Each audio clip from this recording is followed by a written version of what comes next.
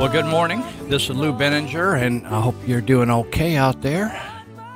The Wiki Man and I are out here on top of Mount Hooth, and a little smoky out there today. A little cannabis smoke flowing through out here in East Linda. We're out here at the Patriot KMYC 1410 AM, and we'll be here for 3 hours live.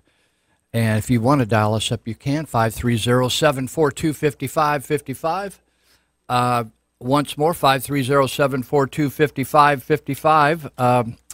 This signal covers portions of 5 counties. If it's a little scratchy out there, you can get on your computer and go to KMYCradio.com, KMYCradio.com, and hit on the Listen Live button, and you should be able to pick us up loud and clear. And if you have to leave or you don't want to listen or you ever want to take a powder and catch it later, you can go to a YouTube channel called One Eye Blind Media, and you can click on the Listen Live or Live with Lou icon or description. There's a lot of different items on that web or YouTube site. You could click on there, pick your show, and go for it. So the other place you can catch my comments are in the Territorial Dispatch, and you just you can look that up on the internet. You don't have to get a hard copy of the paper. It's around the Yuba Sutter County area, some up in Butte County and Gridley area, and also up in Nevada County a little bit. It is the most thoroughly distributed newspaper in Yuba County, up into the foothills particularly. And if you want to know kind of a different slant on the news and just Johnny Shot Sally, territorialdispatch.biz on the internet, and you can just read the paper like you were flipping through it, territorialdispatch.biz, and you can read some of the articles I write there. Sometimes I write their items that I'm talking about here, or sometimes different.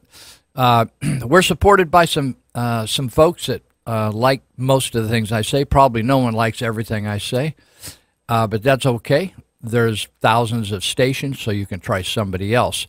I wanted to mention we also have been trying to get a new sponsorship from DJ Trump's Butthurt Salve, and I mentioned that one of our listeners ordered some but got a knockoff and made in India, of all places, called the Butthurt Balm.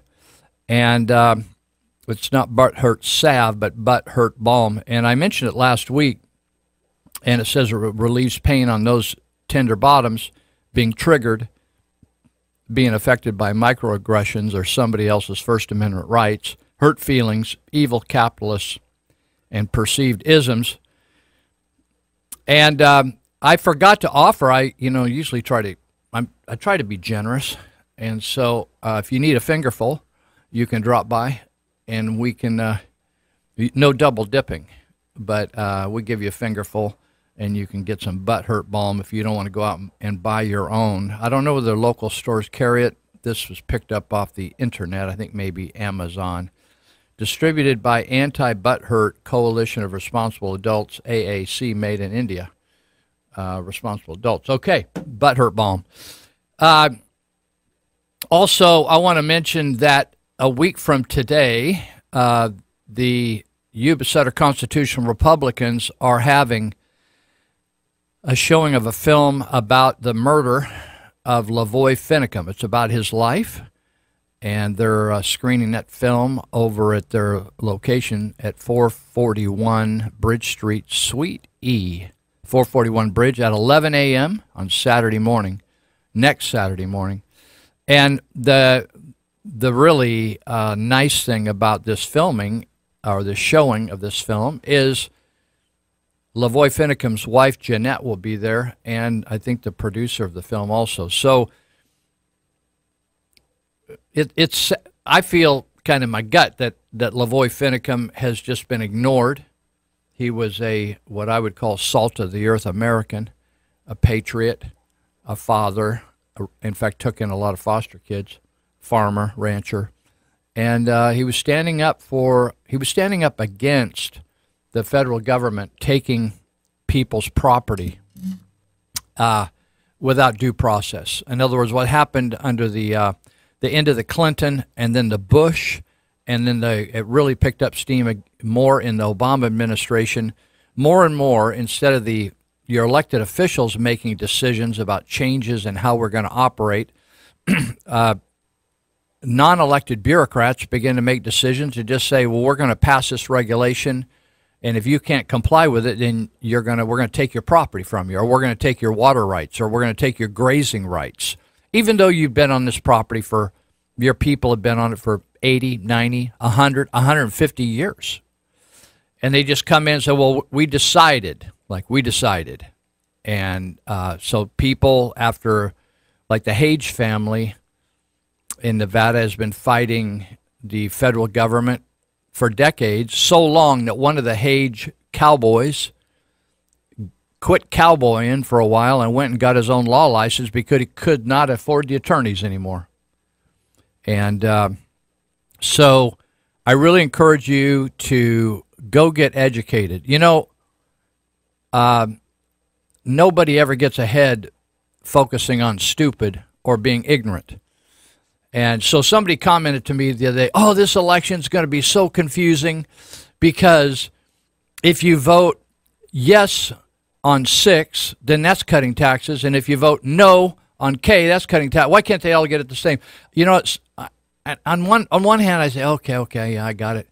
On the other hand, listen, people, we need to get on our big boy pants and figure stuff out and kick some rear. But making excuses all the time, well, I just can't, I just didn't have time. Well, honestly, people, just back the days when you could just trust your neighbor to be on a city council or board of supervisors and do a good job are over. The day of expecting government to do right by you and follow the Constitution. If you watch the hearings this week, you could see that people don't want to follow the Constitution. They just want to do whatever they want to do. By the way, where else would that rude and funky behavior be allowed in our society? Man, if I was teaching a class, I'd jackslap a student that acted like some of those people were acting, even the senators. Rude, obnoxious.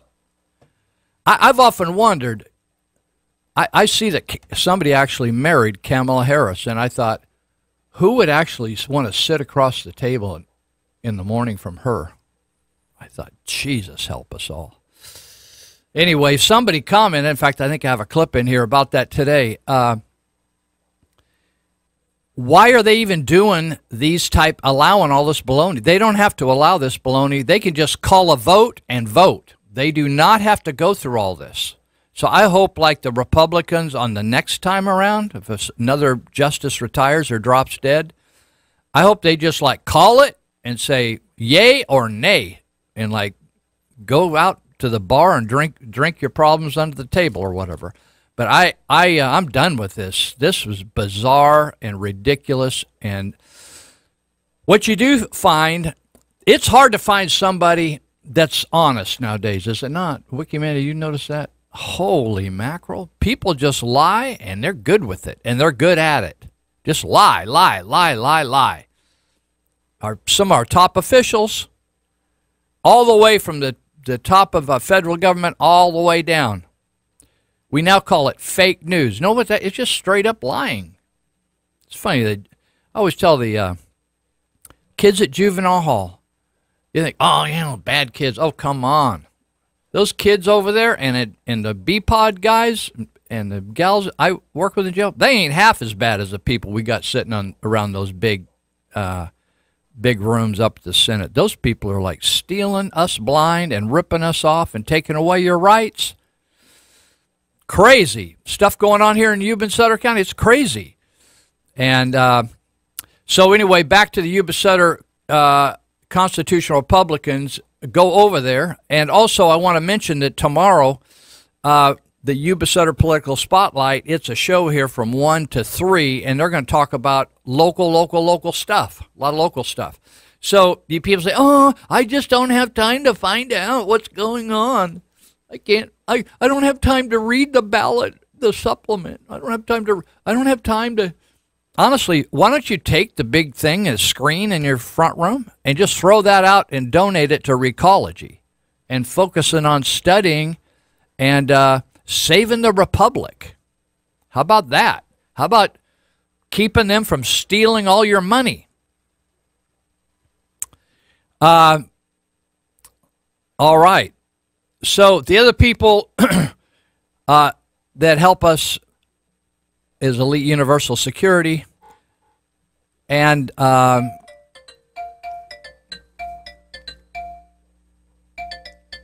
got a problem here.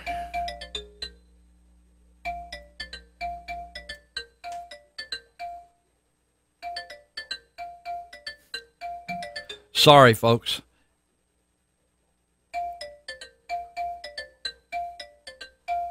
Crazy.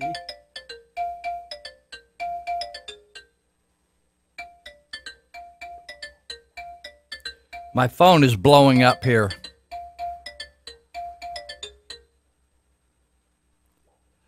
Whew. Having a problem here today. Well, I was talking to you about Elite Universal Security, and Monty Hecker out at 5548 Feather River Boulevard has yes on Measure 6 signs or Prop 6, and he's also going to have signs no on K coming up. So you can get a hold of those 24 hours a day by going to 5548 Feather River Boulevard and just out over the bridge from Marysville into Linda. You can also call them at 749-0280 if you need some security assistance or if you'd like to get a job. And you can go to api-academy.com to find out the classes they are conducting over there. And you can also go get your live scans over there. It's the easiest place to get a live scan in the Yuba Sutter area because they're serving you 5 days a week, Monday through 8 to about 4:30, and you can get a live scan done. And Monty is advertising all up and down the valley from Yuba Sutter, Butte, all the way up to Redding, hiring people. So check it out, and you can get a job. In fact, I was some tweakers were telling me this week out on Oliver's that they felt like they were being stalked, and they were being stalked by people wanting them to go to work. There's so many jobs out there. Employers are actually stalking people that there's so many people that haven't worked for so long, particularly in California, because California has loopholes that they've taken advantage of in the food stamp law. So even though the food stamp law nationally says you got to go to work, if you're single and you don't have kids, if you're a single male, for instance, the food stamp people in the state of California have manipulated the rules, and there are some exceptions if you have really high unemployment. So anyway, typical bureaucrats, they've manipulated the rules at the behest of politicians so they can say, hey, we got you. You can eat for free. You can go to school for free. You can get medical for free. You can get this for free. You can get that for free. Vote for me. That's what the politicians do. So so there's 800,000 or 900,000 Californians that are on food stamps that shouldn't even be on there. But Monty can put you to work. Monty Hecker out at Elite Universal Security. So if you need a yes on Proposition 6 sign, go out there and get one, put it up. Listen, it doesn't cost you anything. It's going to give you the stinking sign. And they say that no on Measure K sign should be in the first of the week. Now, for you guys up there in Nevada, Placer, Butte, Colusa counties, no on Measure K is a sales tax, a 1% sales tax increase that the county of Yuba wants to add because they done run out of money. They say they ran out of money. And so they want to add sales tax. Now, Oroville, I know the city of Oroville defeated a sales tax increase back in 2016, but I just realized that someone told me the other day, Lou, I was over there checking things out, and they're after it again. They're doing just like Marysville did. You remember Marysville put a sales tax on the ballot, and then it got defeated, and then they turned right around and put it on the ballot again, and they passed it. So that's what the city of Oroville is trying to do. So up and down the state, they are trying to do that. Cities, counties, special districts are saying, the taxes that we take from you aren't enough, so we want special taxes. And so that's what's going on. So Measure K, we're going to talk more about Measure K today, and we'll get to that. But since I don't, I'm going to finish up a few short things here before I spend a lot of time on Measure K or what's going on in Sutter County. Candace Owens, who we played a little clip of earlier, she is the, now they call her a Whitey or Uncle Tom. She happens to be black, but she's now come out to say that the black leaders of the so-called black leaders, they're really just like kind of race hustlers. Al Sharpton, Jesse Jackson, Louis Farrakhan, et cetera, they really don't represent and haven't done anything good for the black. You know, they keep using the term black race. I don't know why even the pastors use that. There's only one race, people. It's the human race.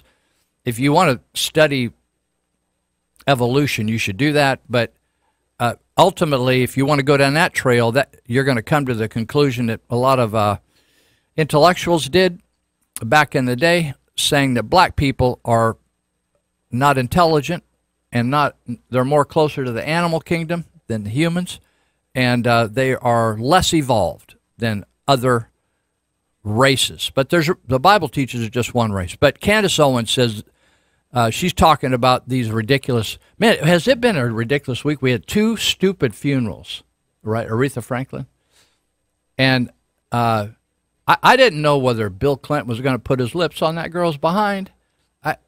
I didn't know. We had Farrakhan. We had the most perverted group. I thought I would be embarrassed if Aretha Franklin was my people. And we had Farrakhan, Sharpton, who we have Clinton. It seemed like Farrakhan, Sharpton, Jesse Jackson, all right behind. And then we have a pastor go up and like grab her boob. Did you see that? Unbelievable, man. I thought, grope the girl right in front of the whole congregation. And I thought, something? Can it get any more crazy than this? I don't know. You have that funeral, and then I hadn't seen but a headshot of this Meghan McCain. Honestly, she was so thick. That side shot of her, you know how Caltrans has those things to keep you from running into something? Those big barrels of stuff? My God, man, she needs to go into a rehab. But to use these funerals as a place to make political statements, and to have those disparaging characters behind the speaker,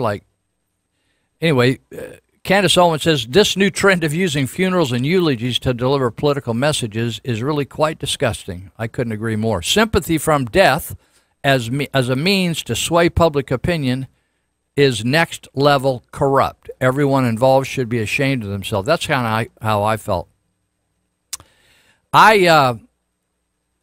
Between that and the hearings for the Brett Kavanaugh, I just thought, something.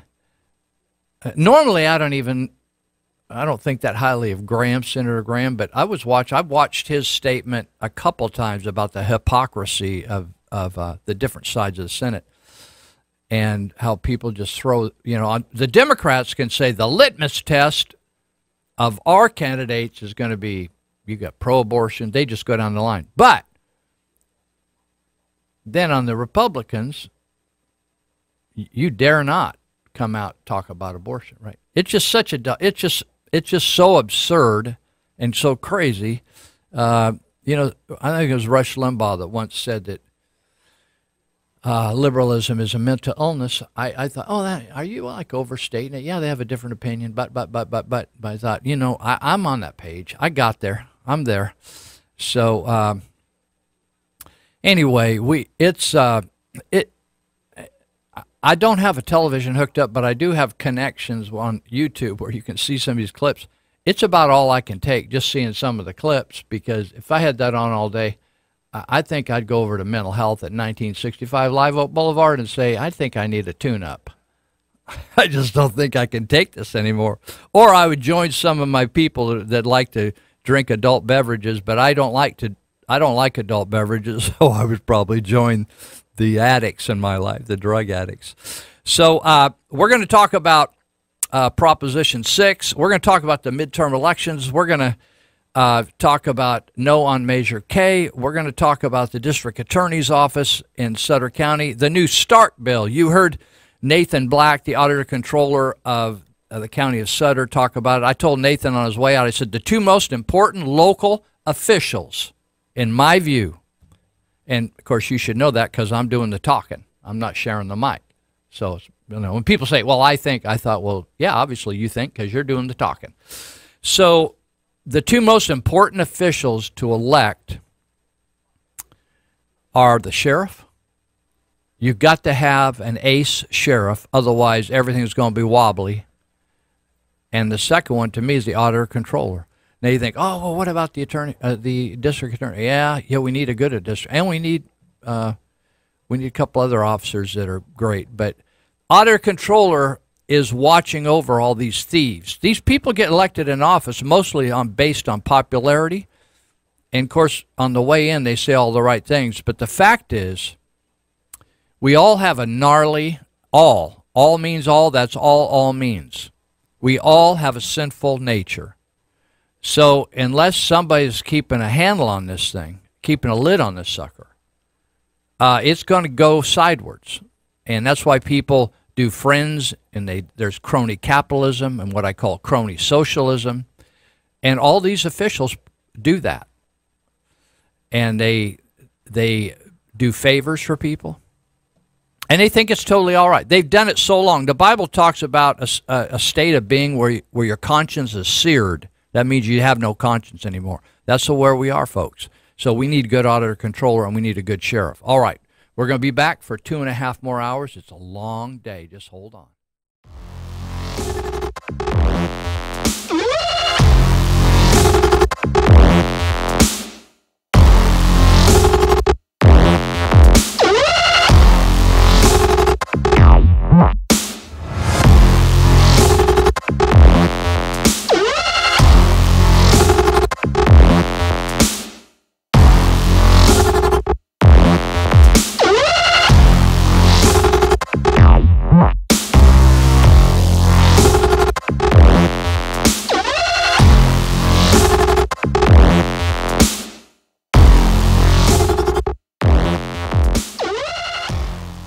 Bringing new meaning to the term first responders. Fellow community members stepping forward, volunteering their time to help others faced with what might be some of the most traumatic incidents in their lives. It's called the Trauma Intervention Program, or TIP.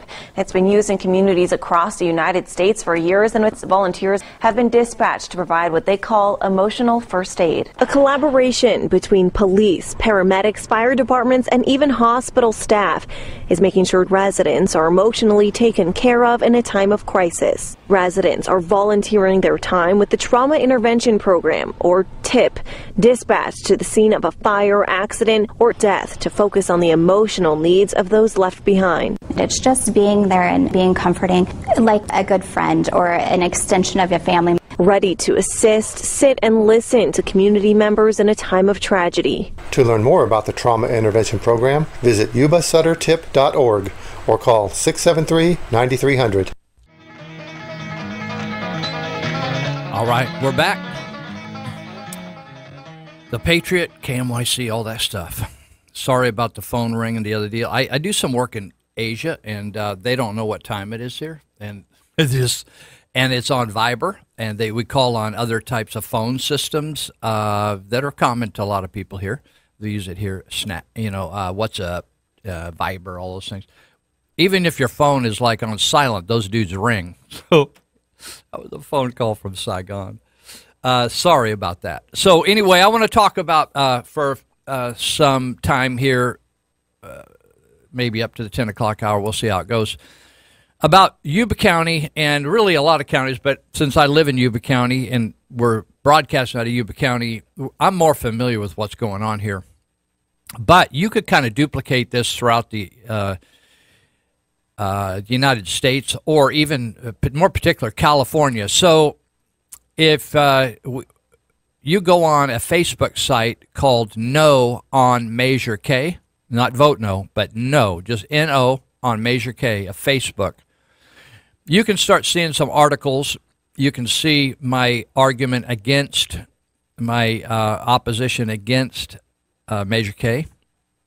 And you can see the rebuttal from the county against my argument. So if you think that, the county is not, the government is not supposed to use our tax dollars to lobby to raise our taxes. But that's exactly what's been going on. In fact, one of the ladies in the county filed a Freedom of Information Act to get, how much are you spending and on what and where is it coming from? And they, after 60 days, not 10 days, which was the law, but after about 60 days, she got a printout of a couple of months of spending, which was over $100,000 of our tax money, and a contract of $6,666 a month to a firm that is driving this election to raise your taxes. So the politicians, they keep their mouth shut, except for Gary Bradford, who's the gift that keeps on giving. But the other ones do, because they don't want to get themselves violating the Fair Political Practices Commission ruling that you're not supposed to lobby on behalf of a tax as a supervisor. You're right.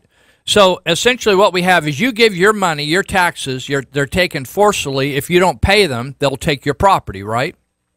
They take them forcibly from you. Then they turn around and use those very taxes to raise more taxes. Okay, you got that? Hold on to that thought. So this site that was just started, I think, 2 weeks ago, Facebook site, No on Measure K, is getting hundreds of hits a day.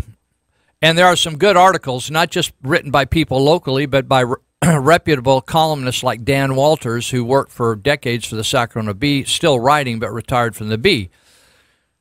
So educate yourself. You think, oh my God, they're saying we're not going to get any response for an hour.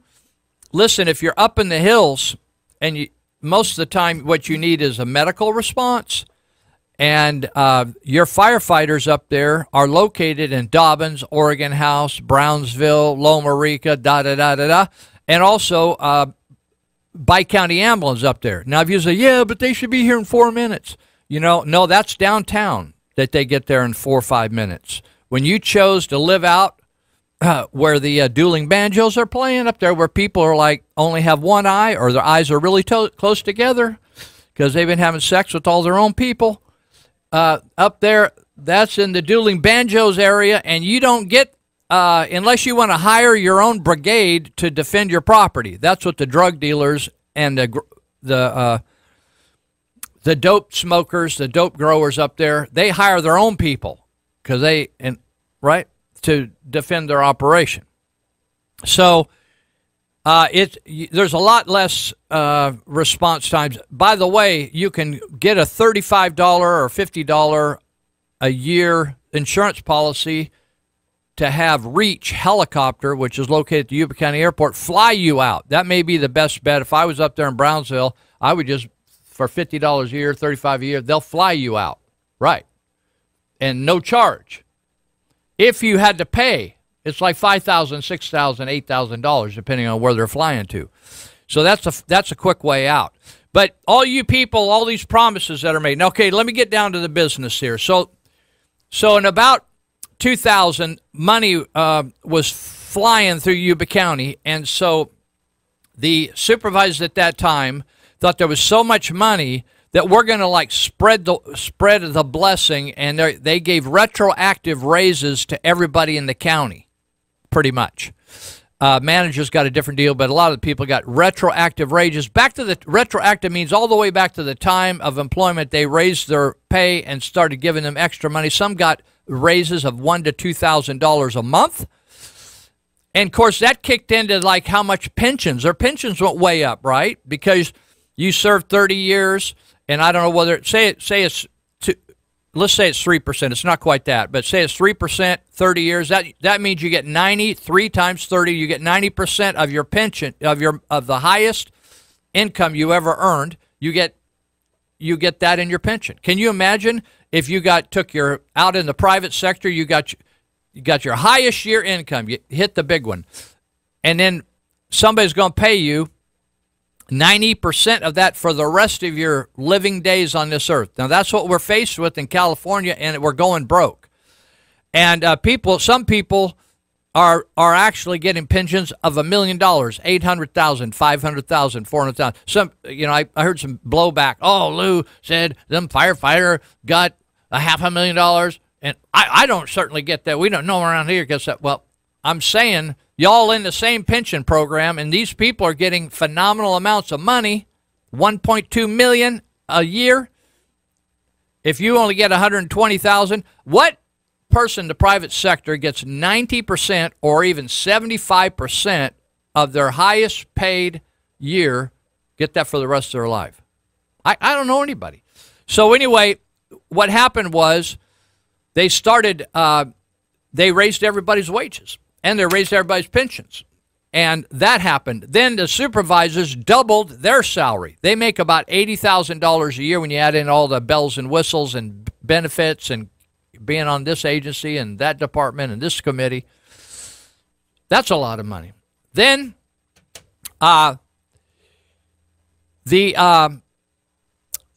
they got involved in ICE in the 1990s. That's Immigration and Customs Enforcement, ICE, Homeland Security.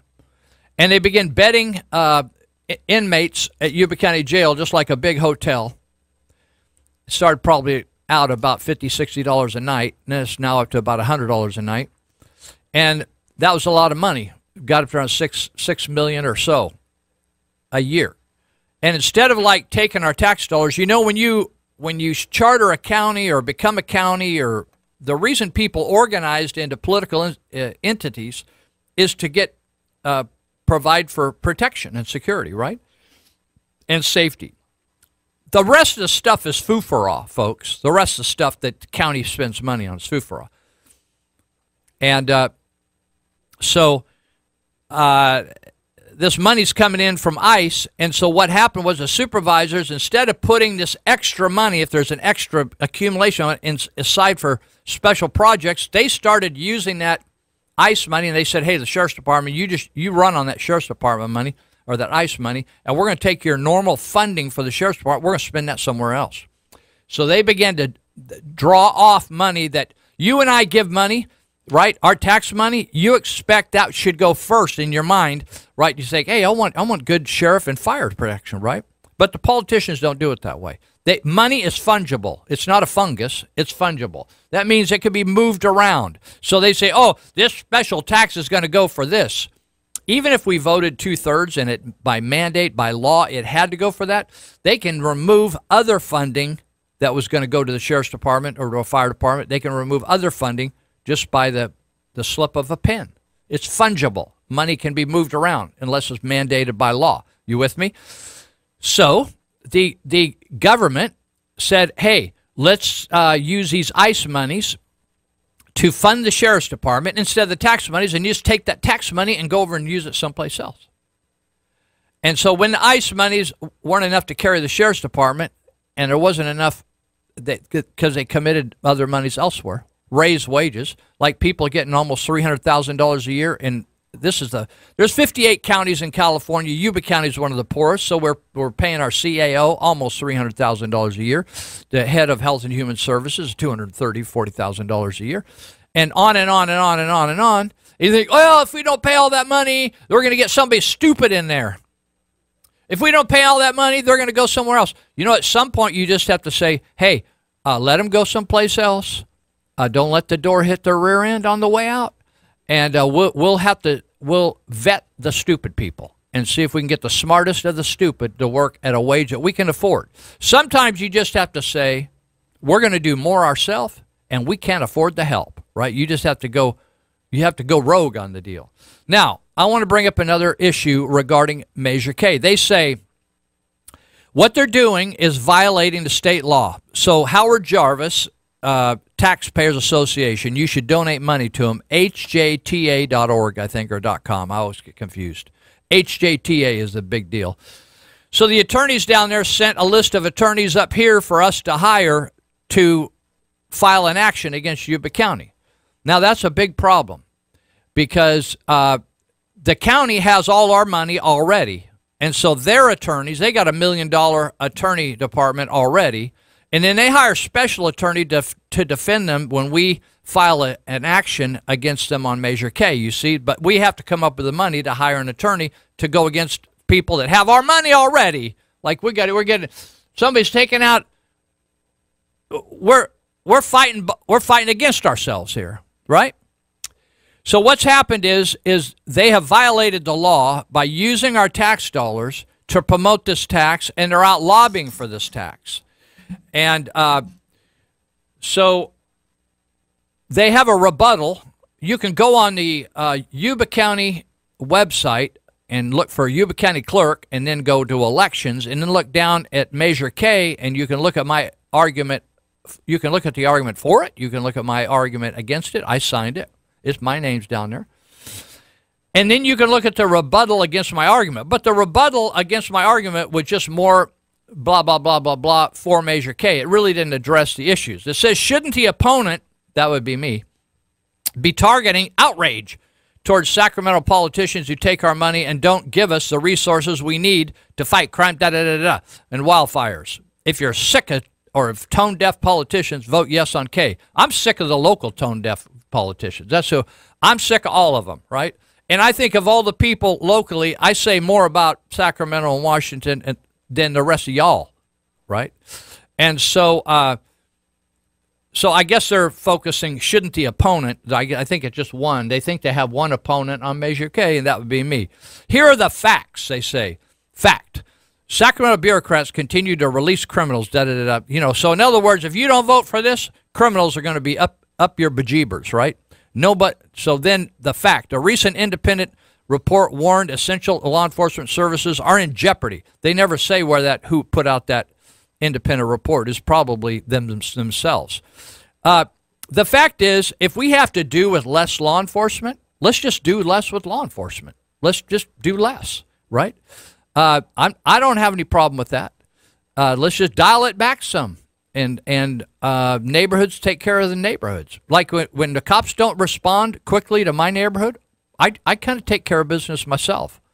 It's just something you got to do, right? It's just like when I lived up in Smartville, we had a volunteer fire department, and when a fire started, we didn't wait for the fire department to get there. We started going down there and helping ourselves. We just got involved. And maybe it's time to do that. Since we can't afford, at some point you say, I can't afford the help. I got to pay. I can't afford in Marysville, or what we call now Browntown, you can't even afford to water the lawn. So, it says Measure K is physically responsible. Really? Nothing is physically responsible in the county when you're paying into CalPERS. That is a total black hole waste of money. You say, oh, well, we already decided. Yeah, that's the problem. That is the problem. We already decided to do something really stupid. Like, who would give, when you can't even get through DMV for hours or days, who would give your money to DMV to invest for you? That's really stupid, right? Or who would trust your health to DMV? But all these government workers just follow the sheep right over the cliff, man. Big time stupid. They say, they're saying, I need to go down there? I'll tell you, if I was a government employee, I would be up in the business of CalPERS in a big way. That's not my responsibility. I don't get any CalPERS. I'm not a government employee. So this is what I get a kick out of. Fact, they say. When Measure K is physically responsible, that is not a fact. Number 2 says funding can only be spent locally on vital services like public safety. Now that's smoke and mirrors. I would like somebody to tell me what service the county provides that's not vital. If there are services that we're paying for out of my tax dollars that are not vital, I'll give you one. Yuba College paying for illegal immigrants to go to school there and paying their DACA fees. That's not vital, and to hell with them. That's how I feel. So there's a lot of those things that I am not into paying for. So why don't we make a list, Mr. Bendorf, of all the non-vital services and just give them a pink slip this week and send them home. Then take that money and put it over to the vital services like the sheriff's department, and if you want to chip in on some of these fire departments that you say are toughen it out, or you want to hire another district attorney. So this is so interesting. Funding can only be spent locally on vital services. I thought, that's the problem with government. Like, tell me how much we're spending on the ones that aren't vital. Remember how when the budget got all screwed up and Schwarzenegger put all the non-essential services on pause? I thought, hey, why don't you just fire all those non-essential services? I'm tired of paying for it. Yes on K means local control of local needs. You know what it doesn't mean, people? It doesn't mean you have any control. It means you have no control. You don't have any control of your Board of Supervisors. They say, oh, yeah, well, you can vote them out. Oh, yeah, after 4 years of damage. Look at what Obama did. Yeah, after 4 years of damage, or they decide to retire. I'd like to know which supervisor it was that suggested we were going to give away the Sycamore Ranch to the Maidu Indians. Was that John Nicoletti? That came out recently in an article. I thought, oh, well, thank you, Jesus. Thank you very much. Supervisors giving away property, this county property. Oh, yeah, Yuba County Water Agency, we'll give away a truck. Oh, yeah, thank you. Let's take a photo. Let's take a photo and put it on the paper. Like, oh, we're wonderful people. So funding for is all going to be locally controlled. They say, we're going to have a committee. Please don't bring that committee up anymore. A citizens committee. Citizens committee just got put together for the homeless shelter in Sutter County. They made a decision. Supervisors just ignored it and did something totally different. The Sutter County Taxpayers Association said, we want a citizens committee to oversee all the levy spendings of hundreds of millions of dollars of Sutter Butte's levy group, the Sabufka group. And as soon as they found that there was errors and people misspending the money and questions were coming up, they canned a whole bunch of them. They didn't spend. It's a bunch of crap. It's a bunch of political foo-for-ah. It's a BS. I can't say there's sometimes they say, Lou, you're a Christian. You shouldn't be talking like this. I say, you know something, sometimes there's no word in the Christian dictionary that can actually get there like the word, right? I'll sort that out with Jesus on my own. You sort out Jesus, all you people that are Pharisees and all the priests out there. You sort that on your own. I'll sort it out on my own, all right? Yes on K means local control for local needs. It does. What that means is they just want more money to do same old, same old. Have you heard anybody from the county saying they're changing the way they're going to operate? Nope, I haven't heard a thing. In fact, okay, we got a couple minutes. I'm going to carry this over. I'm not quitting yet. Hold on. Let me get in one lick here, and then we'll go. But I'm going to come back to Kay on the back side of this hour. I want to talk about the Yuba County Water Agency that now no longer wants to be called Yuba County Water Agency, but I notice on their contracts and when they sign a contract with another agency, they have to put county in there. It's interesting how they don't want to have county in there. They want to be Yuba Water Agency. It's like I'm wondering whether it should be the Kurt Akins Agency or the supervisors that don't want to be supervisors right now because they have a different hat on. It's all like, well, we're not a part of you anymore. I just feel like they're kind of moving away, and they think they're like something that the county of Yuba doesn't own. Listen, the county taxpayers are the owners of the county. It is not Robert Bendorf. It is not the sheriff. And it is not the directors of the water agency. The water agency is the people. It belongs to the people of the county of Yuba, whoever's living here now. It may have been started by somebody else, but it's now ours. And all this BS of like doing just out there doing whatever you want is nonsense. And I'm going to talk about some of the money that should be spent on law enforcement that were given to the water agency when they're the richest people in the two counties. Be right back.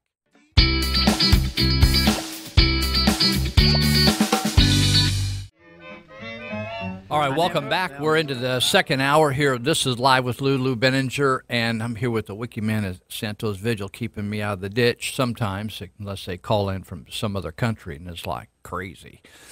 All right, we're talking about the government. It's interesting to me. When we pay your taxes, what do you think you're getting? Sometimes I just think we're getting a bunch of high-priced legislators who just waste a lot of money, right? I would just like to say, when I pay my tax in my mind, I would like to be thinking, oh, I'm getting law enforcement and fire, and let's see, I'll take care of the needy myself, and why don't you quit all the charity stuff, the welfare stuff you got going, and giving money for abortions and all that kind of stuff, and let's handle that some way else, right? And on and on and on, all these social things like helping transgenders couples sort it out, and studying Chinese prostitutes on the impact of liquor on their sex life and all that kind of stuff, right? You think, oh, Lou, that doesn't really happen. Honestly, you just need to study. If you want, let me just give you just text me your information, and I will send you the stupid ways government is taking most of your money and wasting it. And that would be just 530-713-1838, 530-713-1838. Howard Jarvis Taxpayers Association said in the court case, McDonough, D-O-N-O-U-G-H versus Superior Court 2012. I won't get into all the numbers. You're probably not going to write them down anyway. It required reformation of a ballot question because, in other words, reformation for you and Olivehurst, it meant changing it, because it suggested that the proposed measure is designed principally to protect essential services. It sounds a lot like what Yuba County said, vital services.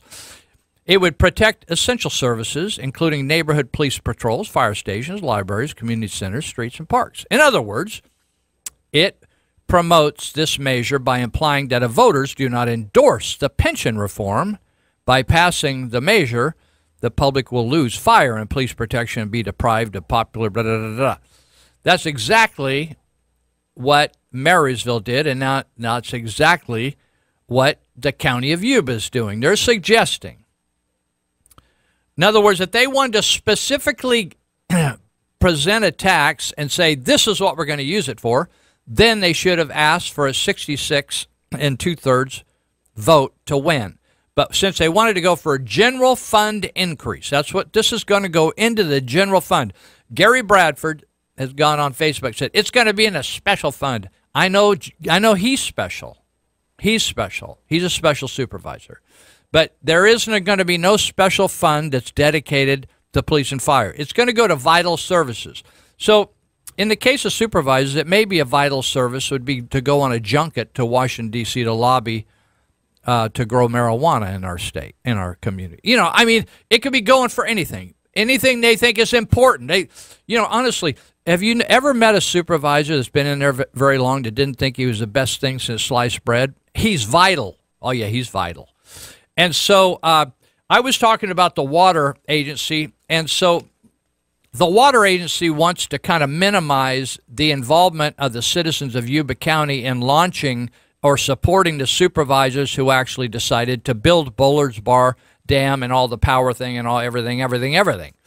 And so the voters actually did vote and give their blessing to the supervisors to float millions of dollars in bonds, and the water agency now just minimizes it. I'd say that wasn't no risk. PG&E had that all along. No, come on, man. Don't be BSing me. So the people voted and were sold a bill of goods. in this case, it worked out pretty good, right? Because they were getting their rears flooded. In fact, I was here then. So all you people actually, there's nobody in that Yuba County Water Agency that was here when that happened. I was. So lighten up over there. So the people voted and they created these bonds.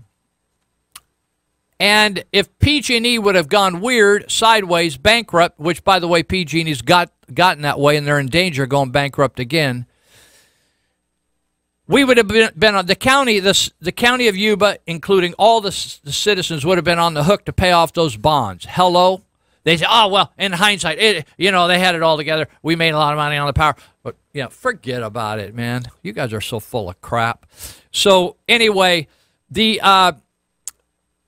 money that came in on the power off Bullsbar Dam paid towards the bonds. You got that? So, in the beginning, Yuba County taxpayers, some of their property taxes actually were used to float the agency, to pay for the director. You know when they started?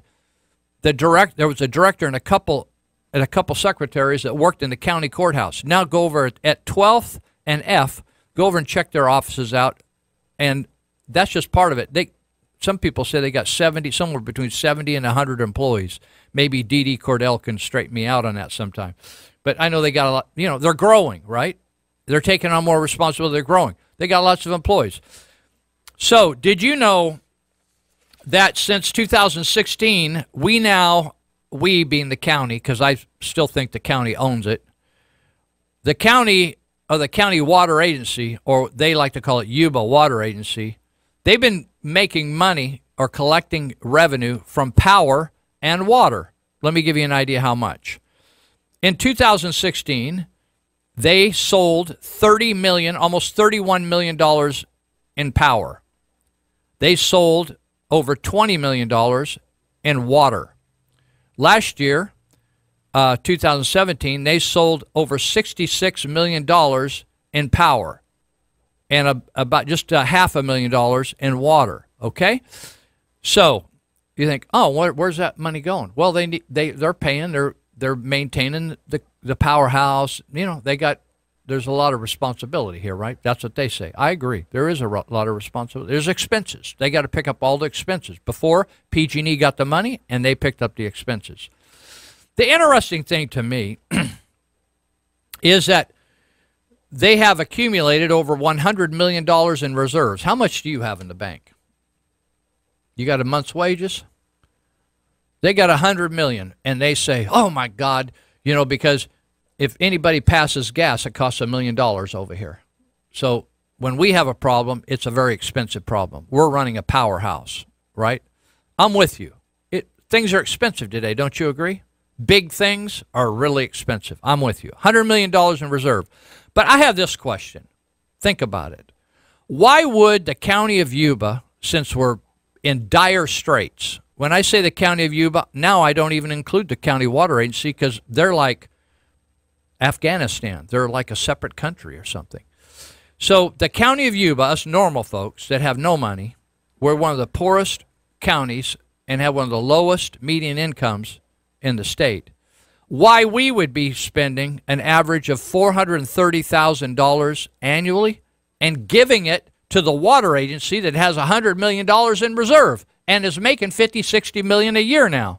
Now, why would we still be giving when we're broke? How many sheriff's deputies would a $430,000 check pay for? 2, 3, 2.5? I don't know.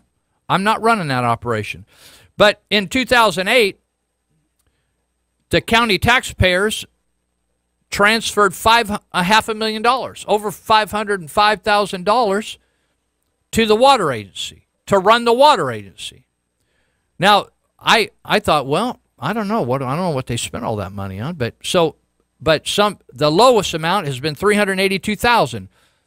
2017, hold on here, let me tell you. In 2017, between water and electric sales, they brought in almost $67 million over there at the water company, water agency. And then we need some money from you Yuba County taxpayers. So they wrote him a check. Robert Bendorf wrote him a check for almost $480,000. Why? Why would we do that? The county taxpayers, in my view, owns both the county government and the water agency. Why would we take $480,000 that probably needs to go to the sheriff's department and pay for a couple more deputies or 2.5 deputies, and give it to somebody who made $67 million and had $100 million in reserve? Why would we do that? Why don't we ask that question? That they never talked about that. Now, the other thing I noticed in the Appeal Democrat, which I'm going to talk about in a bit, it's the daily newspaper over here in Yuba County, Yuba and Sutter County.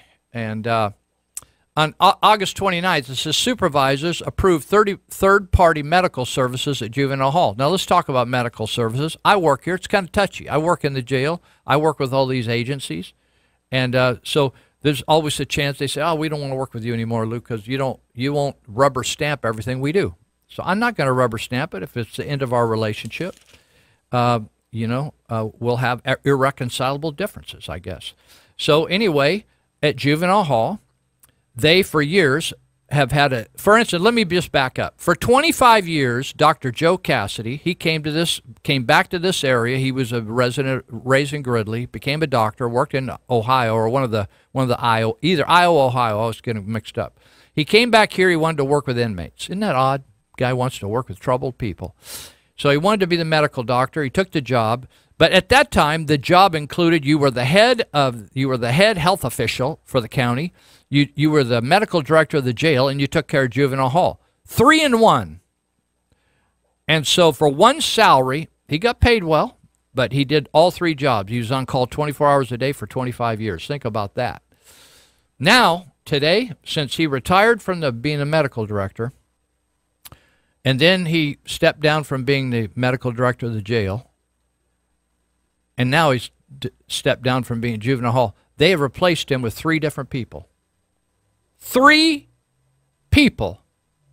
And at Mary Jane Grego, when you think how smart are supervisors, this is how smart. Mary Jane Grego and Bill Simmons tried to fire him, did their best to can him. And they ended up losing, and they cost the taxpayers $1 million in lawsuits and paying off people, including Dr. Cassidy, for character assassination. So anyway, what happened recently is both Sutter and Yuba County have hired this California Forensic Medical Group. Now, what happened in Sutter County, over the time that Dr. Cassidy was the doctor in Yuba County Jail, Sutter County had 6 inmates die. Yuba County had no inmates die. People ought to pay attention to these things. I do. I think it's very significant because that's the highest risk group of people in the community that are locked up. They're sick. They've been using drugs. They're mentally unstable, a lot of them. It's a dangerous group of people, right? I mean, it's risky. And so the Sutter County decided we're not going to be hiring and firing our own nurses, and they didn't even have a doctor that worked in their jail back in the day. So they hired this CFMG. It costs a lot more money. Did you know that, taxpayers, or do you miss that? You probably didn't pay any attention.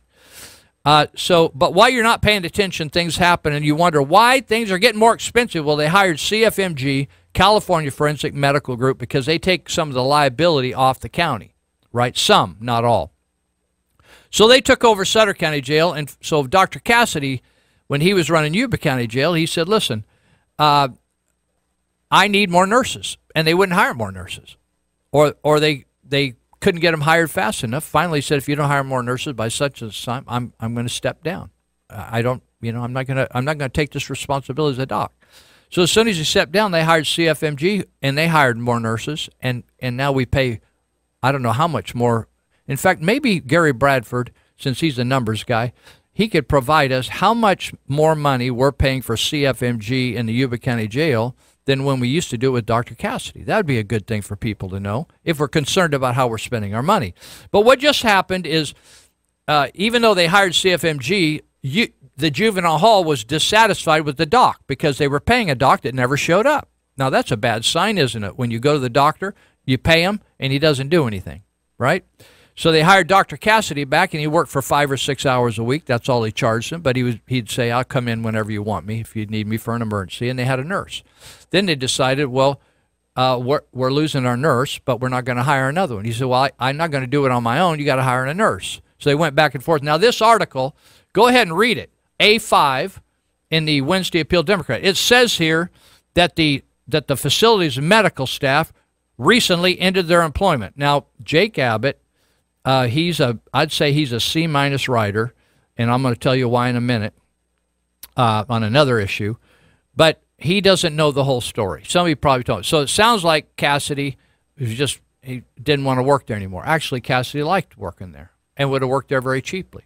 Instead, what we're doing is we're hiring this CFMG that didn't work out before, and we're paying them, let's see, almost $400,000 more for 1 year, per year. So you think, oh, we're paying $400,000 to the water agency. Now we're going to pay an additional $400,000 more for medical. That we just had a nurse and a part-time doc at Juvenile Hall for like 50 kids. And now we're going to pay another. So there's pushing $1 million right there. Just water agency sucking $400,000 while they got $100 million in reserves. And then we're going to go with a subcontract all the medical. Now, maybe it's going to work out really good. Like, I meet the medical people over there in the jail. I like them. They're nice people. And I hope they're doing a really good job. I don't know. I'm not a medical person. Never did. I even have to sort out how I'm taking pills and stuff. I don't know what I'm doing. So I don't know. I hope it all works out. Why should I hope it all works out? Because I'm a part of this county. And I am I'm a part of this county, and I want it to work out. So anyway, we got an extra $300,000 or $400,000 going into Juvenile Hall. We got tax money going to the water agency. I don't think the Yuba County taxpayers, property taxes, none of it should go to the water agency. I don't care whether it's been that way for a long time or there's good reason for it. I think, hey, they got plenty of money, and if we're really hurting, if we're really hurting, like they say we are, it's always interesting to me. I compare a lot running the county to being on board at our church, where I was on the board of directors. What do you want to call it? And when we ran short of money because of the recession, we cut things. We cut insurance. Remember we cut health insurance? You were there. We cut a lot of things. I know some of the leadership on staff cut their wages. We didn't give raises. I went completely off staff and worked for free. The leader, like the Bendorf, the Robert Bendorf of Glad Tidings, took a 50% cut in pay, I think, or more. I don't see that at the county level, right? I just don't see it. And so there's no like change in how we're going to operate. And so those are some. It's interesting when we talked at the city of Marysville. When the city of Marysville wanted to pass this tax, we say, well, what are you going to do different? Why don't we subcontract out some of the services we're paying employees for? If we can't pay the pensions, why don't we pay subcontractor to take portions of the county responsibilities off? So when we pay them, that's an expense we expense out, whether it's the city of Marysville, whether it's a county, whether it's any other government entity. And when it's paid out, then we don't have to carry that retirement responsibility for the rest of their life, right? Just a thought. City of Marysville didn't change one thing that they're doing. They kept on borrowing money. In fact, after they got they floated the 1% tax, they went out and borrowed and bought more police cars.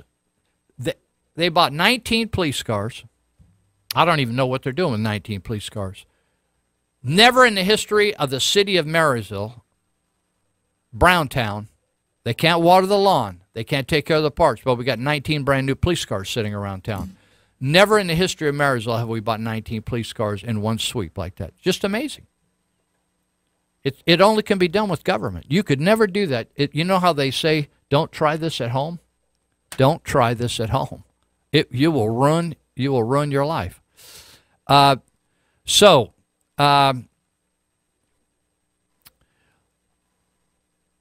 first of the week, if you're interested in opposing Measure K. Oh, by the way, I forgot this. I'm sorry. I just skipped right over this. Let's see if I can find it now.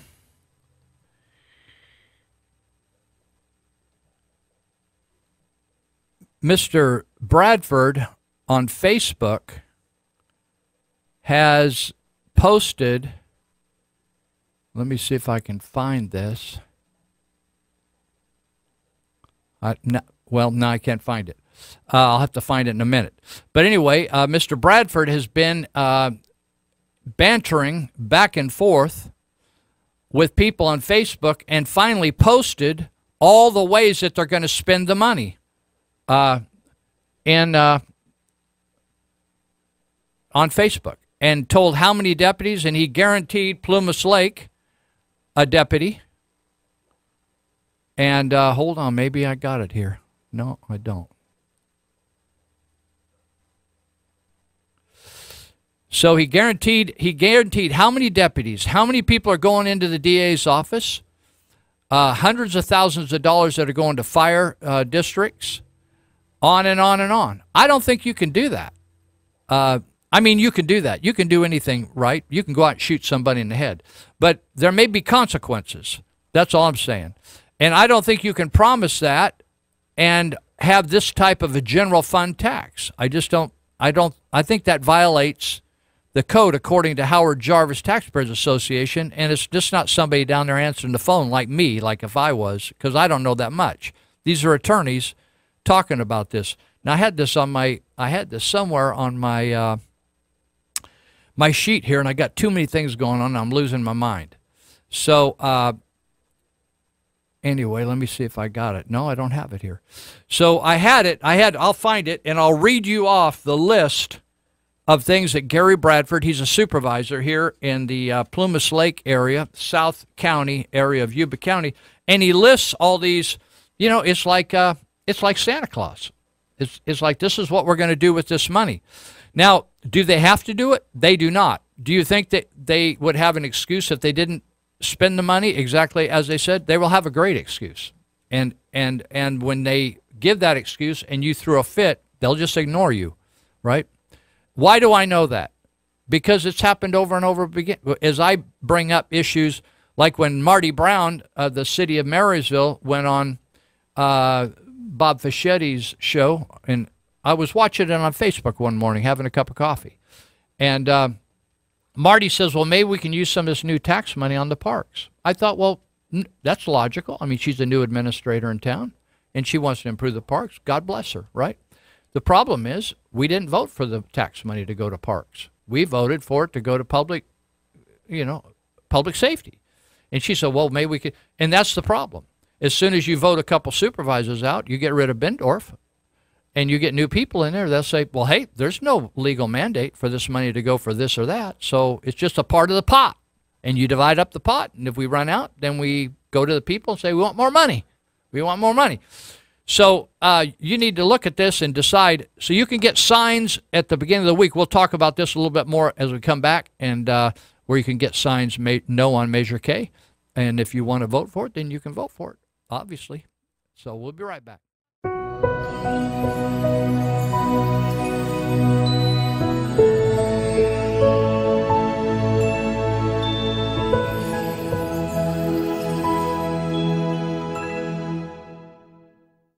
Did you know that Article 4, Section 3 of the U.S. Constitution lays out the framework for the state of Jefferson's plan to split California? A state can be formed from the land within another state if the state legislature and Congress approve it with a simple majority vote. 51% is all it takes. Your vote doesn't count in Northern California. California is broken, and the time has come for 51. Please visit soj51.net and donate now to show your support. Check out the Territorial Dispatch. Papers are weekly and can be obtained free at distribution or by mail through subscription. It's the only locally owned and operated newspaper in the region. The paper is the rest of the story. And also check out the E-Territorial. It's an online version of the Territorial Dispatch which features local news and events for the Yuba, Sutter, Colusa, and Nevada County areas. You'll also find daily and breaking news updates, current traffic, and weather information, along with a calendar of local events. Visit the E-Territorial at eterritorial.com. All right. Yeah, Wiki asked me, he said, how come I didn't call the plumbing doctor this morning? I got up and I started to shower, and all of a sudden I said, this is acting more like a tub in the shower than in the shower. I thought that pretty soon I was like having to bail water out of there.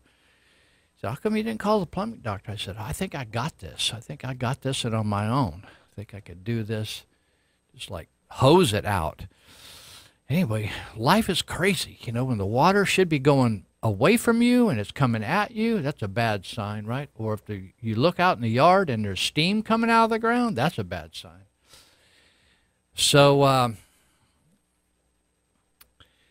talking to the rescue mission the other day, and they said, finally, 14 Sideways, that's Bindorf Zoo, you know, where they put the homeless people they claim is such a success. People are like walking out there and becoming executives at IBM and everything. And they said they hooked up their own water finally. The mission told me that they said the county offered them to take over, and they said, well, yeah, we want the property. We'll buy the property from you. We want to put in a women's shelter, emergency women's shelter. That's what's really needed here, not like tough sheds.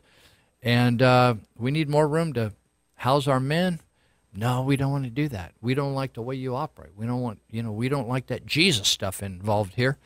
So they had a parting of the ways over there at the mission, although the 14 Sideways is still going. In fact, Sutter County is quoting or using the success, in quotes, success of 14 Sideways. Of you out there in these other counties surrounding us, some of you don't even have a homeless person. Up there in Rockland and Lincoln, I don't even think we got to send some homeless people over there for you. You don't have your fair share. You don't even have it. I can't even find a homeless person up there when I visit. I visited some relatives up there in Lincoln. I said, I can't even find, I'm going to go drive around and look for a homeless person. Can't even find one over there. So anyway, old Scott Mitnick over there, Mr. Ventura, he flies in and serves a few days up here, makes like $300,000 a year. We pay his whole CalPERS, and he flies in from Ventura County to serve up here, and so this is a good example. I was just talking to somebody today that was on the homeless committee to find a suitable location for a place to help homeless people, to set up a building so they take them in, because that activist judge said, it doesn't matter that you have rescue missions and homeless and all these other shelters and clean and sober houses and drug rehabs, you got to have one more building. It doesn't have to house all the homeless people. You just have to house some as another alternative, just one more alternative, spending the taxpayers' money. So anyway, they searched and searched, high and low, hither and yither, and they chose the church I attend, Glad Tidings. I thought, oh, that's interesting. They want to work with the church. They really didn't. It was just BS. And so anyway, the committee thought the church is the best location, the church location. And so, but this is how these parliamentary procedure things are interesting to me. They had a supervisors meeting here a while back, and an attorney, Steve Gremlin, he stood up and he lied. For his whole talk was basically a slander on the church, and presented a 4-page deal of fabrication.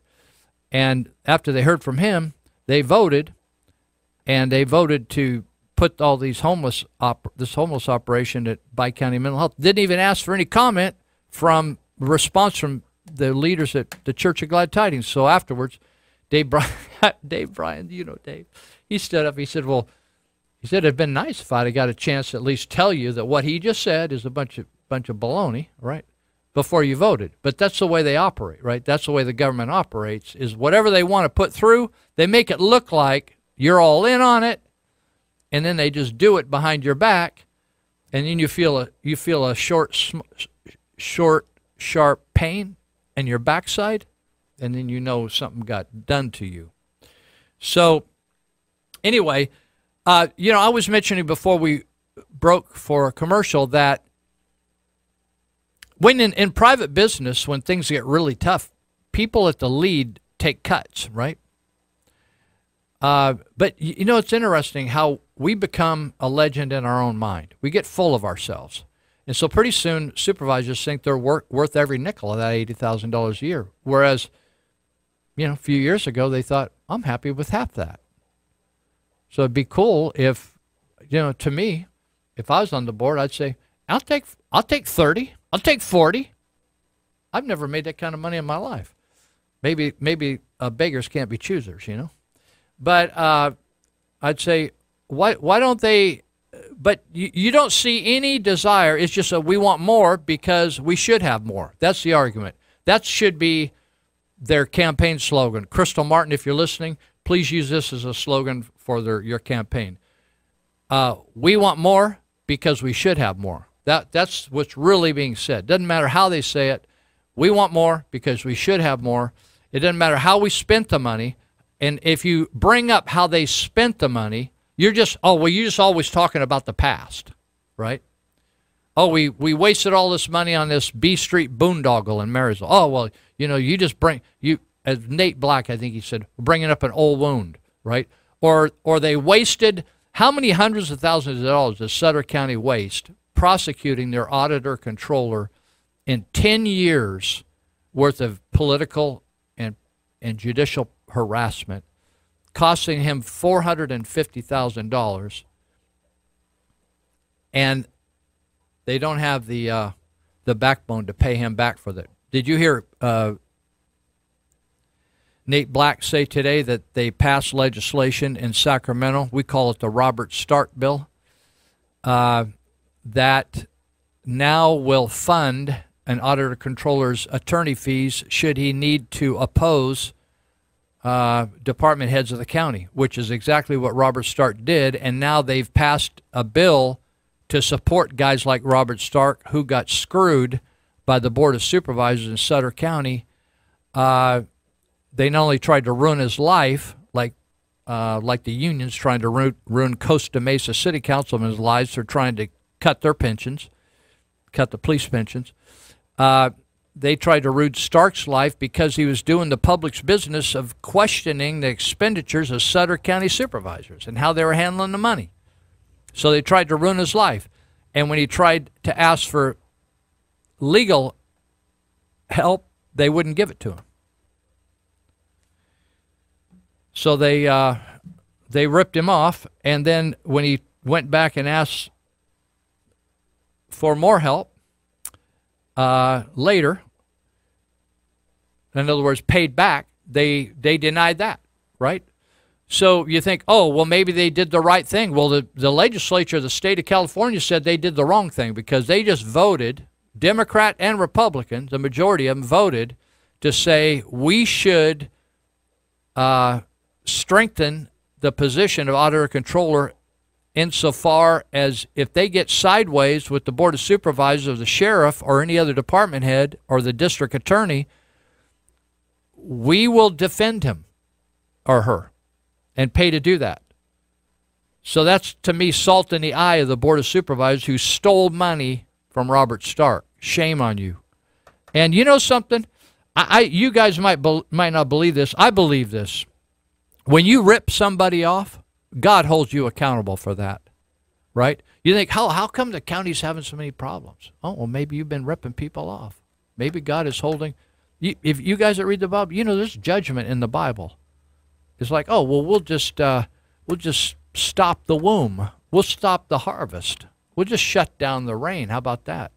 We'll cause the money to fall out of the bottoms of your pockets. How about that? Hold that thought for a minute. Your money, you got money. You ever lost some money? just cause that money to think, oh, we handled a lot of money this year. We didn't get much done. How'd that happen? Oh, maybe just the blessing of God isn't here. All right. Well, I kept fussing around here because I got the computer going, I got Facebook going, I got texts coming in, I've lost my mind today. Then somebody called from Vietnam and totally threw me off. So these people are helping me. I said, I'm totally lost. Help me. So here's what Gary Bradford, the supervisor, he's the gift that keeps on giving. Hey, Gary, keep talking, buddy. You're helping us. So he put out, they're going to hire 17 deputies. This is a general fund increase, 50% plus one. He can't do this. That's what Howard Jarvis says. It's against the law to do this. They're going to hire 17 deputies. 10 for patrol, 1 for investigations, 1 net 5 personnel, 1 school deputy, 1 homeless deputy. I think he has a home, but he's going to go after the homeless. We're going to put a deputy right out there in Plymouth Lake. You want your own? Why don't you just form your own city out there, Plymouth Lake? You want your own zip code? Isn't that amazing?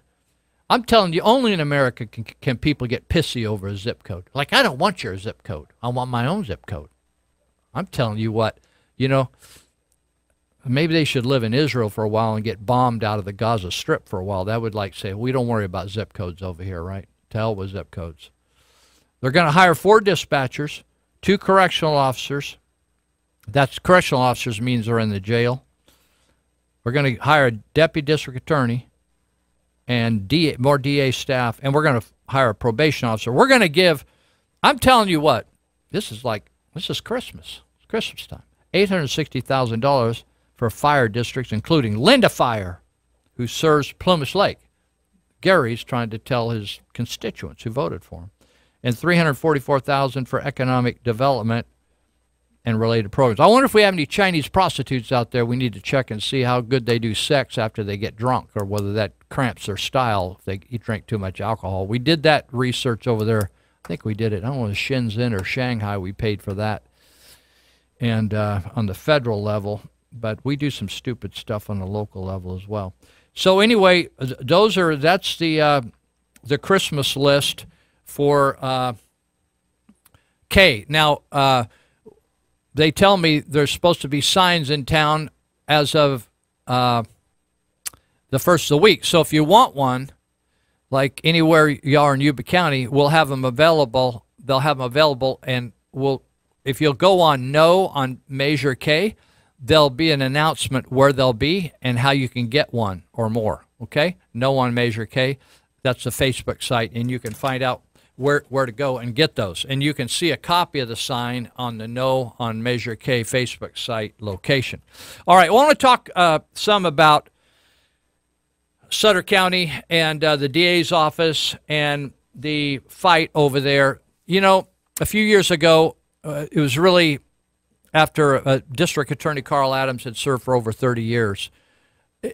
Towards the end of his tour of duty, if you want to call it that, he got, as I mentioned, in a scrap with Robert Stark. And the scrap was the supervisors during that time in the early 2000s raised the pension without properly notifying the county residents and following the law, but no one prosecuted them. No, the district attorney was in the pocket of the Board of Supervisors. They were all in it together because they all benefited together, right? They're all corrupt. And so, but if you'll notice, there's news from Sonoma County that an attorney over there has filed a lawsuit against the county saying that they did exactly the same thing that our board did. They did not properly notice the county residents that they were going to raise the rates for pensions retroactively to the time that people got hired. And there's a procedure that the courts have established on how to inform the county, and so people have a right to chime in, feedback, all that kind of stuff, and they didn't do that. And once Robert Stark, the auditor controller, once he picked up on that they were putting it through on what they call a consent agenda, he was considered someone they needed to eliminate from the county, and they worked at that for many years. Even though the people kept reelecting him, they tried to destroy him and stop him from doing his job. And that goes on in politics today, people trying to destroy each other, okay? So Carl Adams misappropriated hundreds of thousands of dollars. They spent hundreds of thousands of dollars prosecuting a guy. These are tax dollars. These are dollars whether they came directly from Sutter County residents or they came from the state of California through grants. Carl Adams misappropriated funds. I had a guy tell me the other day, well, Carl had his issues, but he wasn't that kind of bad. Oh, come on. The guy was totally corrupt. And before he got to fussing with the prostitute. If that was the only issue, say, hey, the guy had a bad day. But we had a lot more going on than that. So the reason I bring that up is because he resigned. He said he'd retired, but he resigned in the middle of his term. And then there was an election, and Amanda Hopper was elected. And people really had hopes that we were going to get stability in the county. Robert Stark had retired. Nate Black got elected, and we thought, hey, Nate Black seems like a really good guy. We just need somebody really honest, really sharp. He's a CPA. We got an attorney that we think will be. So Amanda Hopper was elected, and she turned around and the chief investigator for the county. There was a position open, so a guy named Jason Parker applied for that job and was hired, and built a bigger investigative team, or new and improved, or whatever. People came and went, like happens in all businesses and government. So you hire new people. So he was hiring a group, and they were getting it on over there, and so life went pretty good up until about December of 2016. And there was a rumor in the department, as happens in all businesses, churches, everywhere. People talk, and particularly if there's something that goes wrong or they think's going wrong, and they talk. So Parker, who was the head of all the investigators, heard that Brandon Oakley, who was one of his investigators and married, was spending lots of personal behind the closed doors time with the district attorney, who was recently divorced, Amanda Hopper. And so, because people were coming to him, his job as a manager was to talk to Mr. Oakley, he did, and then he went in and talked to the district attorney. After that, all hell broke loose. But before that, and all of a sudden, and including the Board of Supervisors have actually joined in now in slandering Jason Parker and even David Williams, who was another person that got slandered in the paper by the district attorney, and I'll read some of that in a minute. But Jason Parker was all of a sudden, you could sing that song, you're no good, baby, you're no good. I mean, he was just a dirt ball. Where'd he come from? How did he get hired? That was a big mistake. Did anybody vet him? What in the world's going on here? Anyway, so if you don't know these people, I'm sorry if you're from another county. You're going to have to just bear with me. But I think these kind of things go on in every county, and most people don't have the cojones or the Spaldings to, like, get involved and deal with it. You just think, oh, well, I have my lawn's green. I have a swimming pool. I have the TV's working. I have deodorant, and we have dinner. Dinner will be ready at 6. So you just go on. Jason Parker spent 6 years at Yuba County Sheriff's Department, 12 years at Yuba City Police Department, and he made about 2+ years at the DA's office. And all his reports, in government, how they do employment reports, performance appraisals, were stellar. That means really good. In fact, Steve Durfer chaired a multi-agency, Steve Durfer, the recently retired sheriff of Yuba County, chaired a multi-agency officer shooter investigating team. And he says, I'll be a part of this as long as one person runs it, and all the sheriffs and police chiefs and DAs were there of the 2 counties. And he says, and that got to be Jason Parker. And everybody agreed to that. After that is when Jason confronted Brandon Oakley and Amanda Hopper, the district attorney, with the fact that people were talking about their relationship. And, hey, if people want to have sex with each other or whatever they want to do, hey, they're all big people, right? It's not like we're having sex with an underage person. The problem, but when you do it when it affects the office, you got to deal with it. So this dirty dog, and I'm just bringing this up because the supervisors at some point could be held liable for their trash talk. But let me just give you, I got a performance appraisal on Parker, and it's from, it rated his performance from July 2015 to August 2016, right before all hell broke loose, right? This is Amanda Hopper, she signed this document. And so there's all these check marks under these areas: knowledge and skill, work performance, work quality, supervision, physical management, communication, interpersonal skills, attendance, showing up on time, judgment, problem solving, initiative, leadership, conduct. Every one of them meets expectations or exceeds expectations. But what I found particularly interesting, more than checking a box, you know how you get a postcard or a card in the mail, somebody send you a birthday card? They can buy a card that says roses are red, violets are blue, light. That doesn't really impress you. But when they write something at the bottom, love you and all that stuff, then you read the cursive, right? Because that means something special, right? So let me read what's special here. This is from your district attorney herself. It says, Jason, this is right before he's a dirty dog, he's a liar, he's a cheat, he's like not a good example of a public servant. It says, Jason is an exemplary investigator. He is also a great leader. He understands the needs of investigative division and has shown an ability to lead those he supervises to their productivity and competency. He has a vision for the investigative division and is guiding his staff accordingly. Next, Jason is hardworking and efficient. He assigns more investigative duties to himself than to anyone else on staff and consistently gives long hours to ensure the entire staff work is complete. Jason is always aware of the investigators he supervises and their effectiveness. He is energetic and efficient. He has had some difficult supervisorial tasks and has developed a plan for documenting interactions with staff in order to best supervise. Jason motivates his staff and leads by example. Next, Jason is conscientious of his budget and has worked within the financial limits to provide both the staff and office with safety equipment.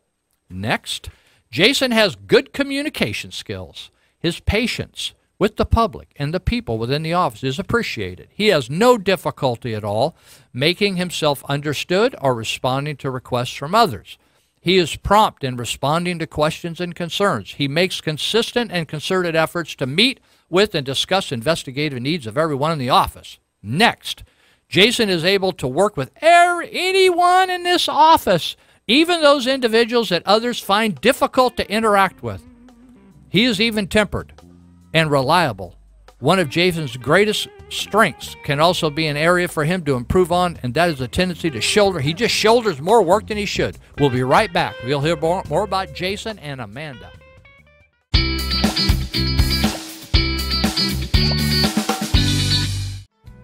Excessive taxes don't. All right. I can already feel we're going to run out of time, so we got an hour here, and then the sports guys are coming. But for you out in Oliver's, and if you're just waking up, there's no real need to rush since you don't have a job. So anyhow, I was talking about Jason Parker. I'm trying to set the background here because you can't tell by the Appeal Democrat what's going on. They don't explain it clearly. So I'm trying to figure it out here. So I'm looking at the analysis from the Sutter County District Attorney's Office, a performance appraisal of the guy that's the terrible guy, according to the supervisors. And he's the guy that's actually going to break the nose of the taxpayers before it's over, and the district attorney. So I was reading the comments of the district attorney that was delivered just a few months before he talked to her about the rumors of her misbehavior with one of the employees. So anyway, it says one of Jason's greatest strengths can be an area for him to improve on, and that is his tendency to shoulder most of the work himself. If Jason commits to something, he completes it. He can be depended upon to help on any duty. My only concern is he assumes too many tasks on himself, sets the standards way too high. Jason works above and beyond the minimum hours required. Problems occur within this office regularly, and Jason rises to the occasion without fail. He's usually calm and clear-thinking, communicates well, frequently takes initiative to either suggest or implement solutions. Another one. Jason is able to spot issues. I'm telling you, he spotted an issue, and then they just had a pissing fit when he spotted it. He is able to spot issues, address and solve those issues, and take preventative measures against the reoccurrence. Now, I wonder if he was trying to do that with Mr. Oakley and Miss Hopper. He leads by example. Jason has led his investigators in the entire office in several new areas in the last year. He has successfully orchestrated and led an 8-month sting operation that has been and will be instrumental in increasing the safety of the community. How safe is the community now with Mr. Oakley in charge? I am proud of his work and the dedication he's shown to this office, his staff, and the people of this community. Finally, Jason is a valued employee and an asset to this office. Well, okay.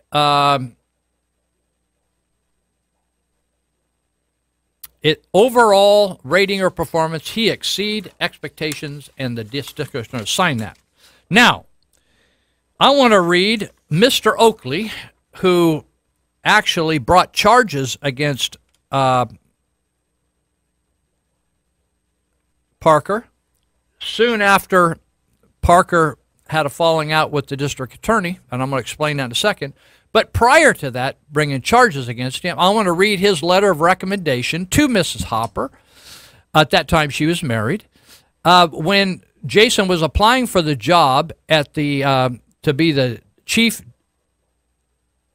investigator for the DA's office, he said, "Dear Amanda Hopper," this is Brandon Oakley, who was then being accused by some in the office of having a relationship with the good DA. He says, "I am writing to recommend Jason Parker, who I've known for 8 years, as a candidate for a position of chief investigator with your office. Jason was an employee at the Net 5 task force when I first became a police officer with the Yuba City Police. One of Jason's highest priorities was teaching new officers how to skillfully investigate cases to aid in prosecution, make a difference in the community. Jason was and remains one of my greatest mentors. Jason is very talented, knowledgeable, well-respected person in this community. I have worked with Jason in the investigations unit, police department, and witnessed his unmatched commitment and dedication to solving cases. Jason is also very innovative in problem solving and is one of the most respected leaders in the law enforcement community for this. One of Jason's biggest strengths are his ethics. I have seen him stand up for what is right despite adversity and do this with a high level of professionalism and respect. Our community deserves to have someone who can lead law enforcement in this county. Additionally, the Sutter County DA's office needs a chief investigator who can effect positive and innovative change in this community. Jason Parker is without a doubt that person. You will not find another candidate." Hallelujah to Jesus. "With the amount of heart, humility, and ability to lead that Jason Parker has. Jason Parker would be a valuable asset to your office, and I give my highest recommendation. If I can provide any further, call me up. Just call me up. Dial me up." So, follow this timeline. If you want to write it down, you can. I can't spend too much on it because I got somewhere I want to go. December 2016, Parker talks to DA Hopper about appearances and amount of time spent with Brandon Oakley. Early 2017, Parker talks to Oakley about perception of time with DA Hopper after it did not change, right? Remember his performance appraisal that happened before this, how he can be trusted, how he has ethics, how he can solve problems, how he's not going to shy away from grabbing the nettle and dealing with stuff, right? July 27th, Parker and Garamore, that's Melissa Garamore, discovered lies or inaccuracies in Hopper's budget proposal. Parker sent email to Scott Mitnick, Regina Romeo, William Vanasek, and Board of Supervisors describing how the DA lied in the budget.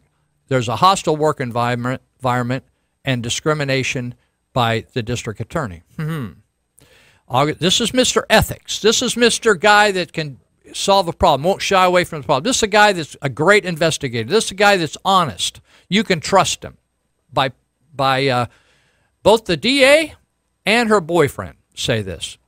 August 14th, Parker filed a grievance against Amanda Hopper and Gene Jordan.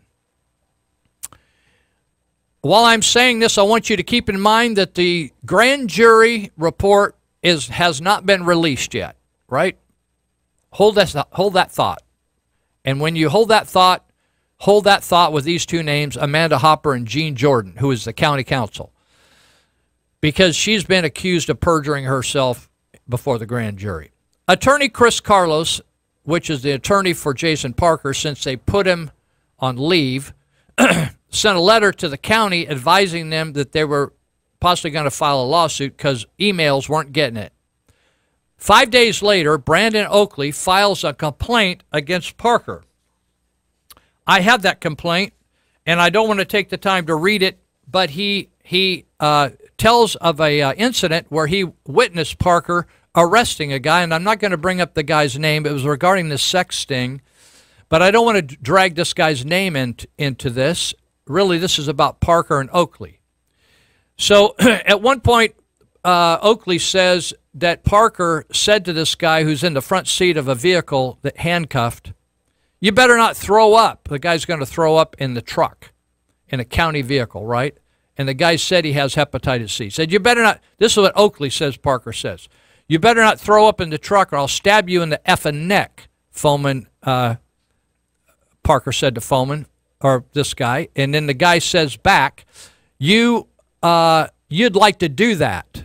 In other words, stab him in the neck.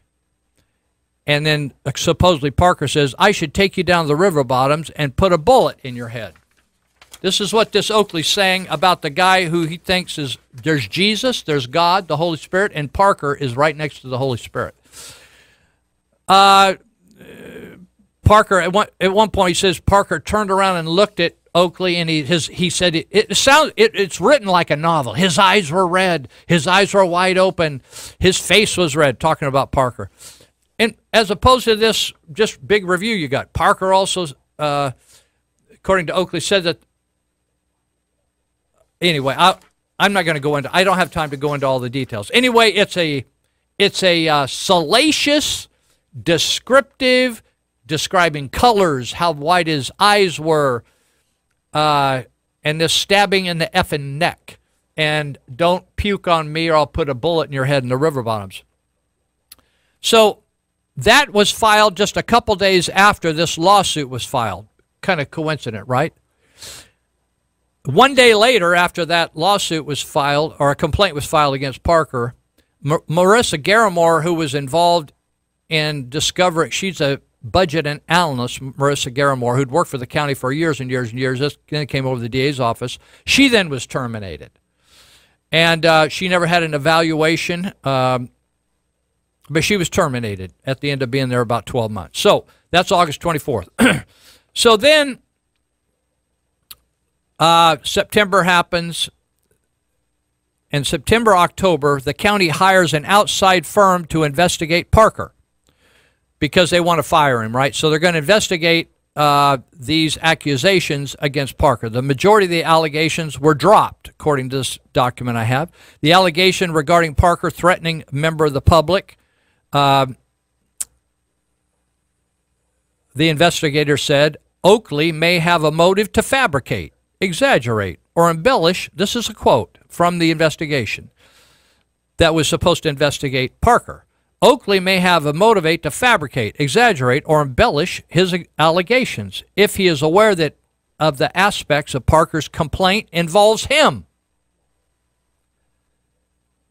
Oakley and Hopper were the only ones to complain about Parker, according to the investigation in September, October, even after several people in the DA's office were interviewed by these investigators. Then Parker was called to testify before the grand jury after they were made aware of the allegations. Parker reported ethical violations by Gene Jordan and criminal and ethical violations by Hopper and Brandon Oakley. So we got Jordan, Oakley, Hopper. Hold that thought and hold the grand jury and wonder why you don't get a copy of it. And Judge Aronson's involved in this as well. Hold that thought. Dave Williams, who has spent 12 years as a deputy sheriff with the sheriff's department in Sutter County. And then he went to the DA's office and spent 17 years, 29 years in all. That's a long time. Worked for lots of different people, lots of different sheriffs, and worked for Carl Adams for many years. Okay? So at the end of he's getting ready to retire, but because of the tremendous dysfunction in the office, he begins talking about running for district attorney. In fact, in December 21, he announces he's running for district attorney. Dave Williams, former sheriff's deputy, longtime investigator. I have not looked at his record, but as far as I know, there's never been any action against Dave Williams as an employee. He's got an exemplary hiring record or employment record at Sutter County in both agencies. So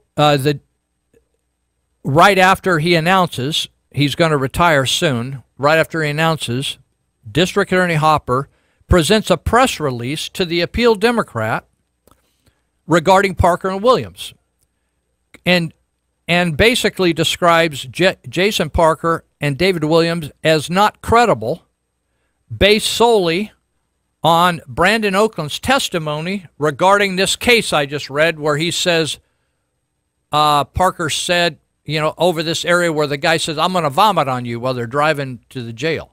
I'm going to vomit. I got hepatitis C. I'm going to vomit right on you.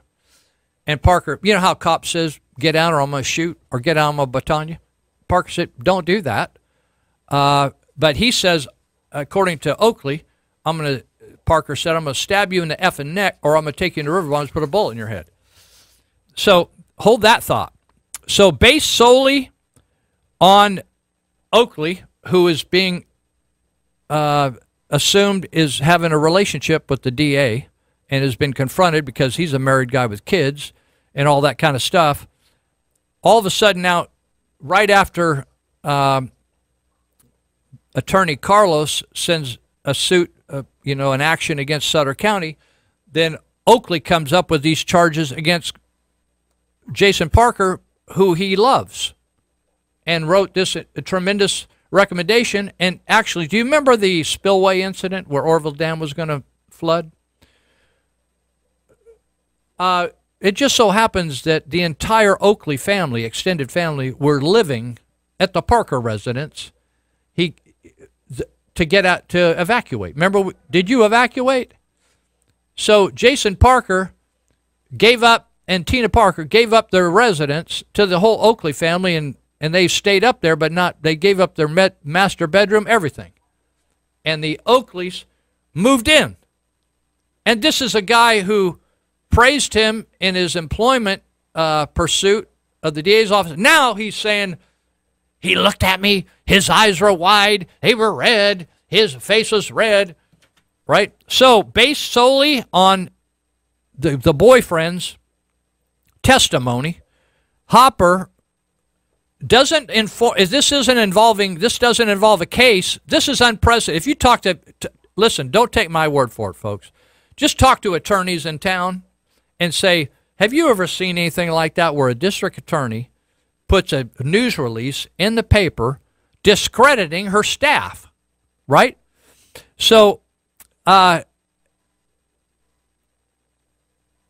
anyway, she sent out a news release.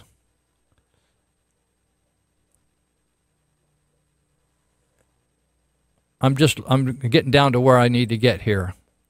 She gives a news release regarding Parker and Williams to the Appeal Democrat, called Parker and Williams not credible based on Brandon Oakley's testimony regarding this incident that I just told you about. They broke county rules and California law, Penal Code 832.7. She released all that information. First of all, I've been told that's illegal to do that. It's unethical to do that. And they should have, if they broke those codes, why didn't they get arrested? They should have arrested him. Or if there's an incident on a case where somebody uses too much force, you can say, well, we think he used, but you don't go to the paper and do a ollie auction free to the whole world onto the internet and say these guys are no good. Dave Williams serves 29 years. 2 days later, he's supposed to retire, and you put that in the paper, and he's going to become an attorney after his retirement, and you slander him? Unbelievable. So she gives a follow-up press release regarding Parker and Williams and implies Brady issues. Brady issues are, in other words, she's justifying it like saying, okay, that the Brady issues are if the DA has information that could benefit the defense, that the defense doesn't have that information, they got to share it, right? Everybody's got to have the same information. So she's saying, well, I'm just telling the whole world that these guys, even though I gave them great performance appraisals, are dirty dogs, and they can't be trusted, and they broke the law. When asked why she cited county rules saying all this, she said, well, I can't talk about it because it's a personnel matter. So you can talk about it a little bit and slander them in the paper, but you can't tell the whole story because it's personnel rules. Now, why would you go to the Appeal Democrat and do that? Now, the Appeal Democrat has been an easy date, a cheap date for government for a long time. Now, Parker was terminated right after this happened. Okay? So then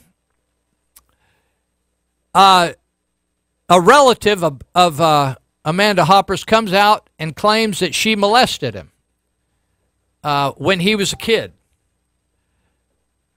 And so the Appeal Democrat then ran an article that Chris Carlos, who was running against the District Attorney Hopper, and Jason Parker were ones that dredged up that story. It was 100% lie. That it's not debatable. That's just a black and white, straight up lie. And the Appeal Democrat printed it knowing that that was a lie and knowing that that information on that cousin of Amanda Hopper's,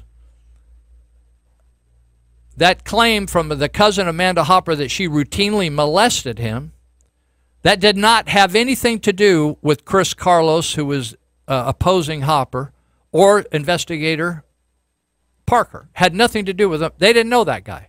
That came through a member of the community, had nothing to do with him.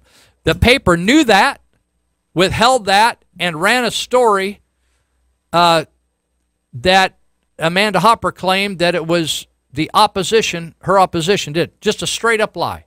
So much for fake news. It's becoming popular to just print stuff that's not even real. So what happened then is one of the deputy DAs, Adam McBride, there's all these motions going on because all these cases that Williams and Parker were involved in now are in question. These guys are all liars, according to the DA. She announced it to the whole world. So now all these DAs who really, or all these attorneys who really know Parker and know Williams have said, these guys don't lie.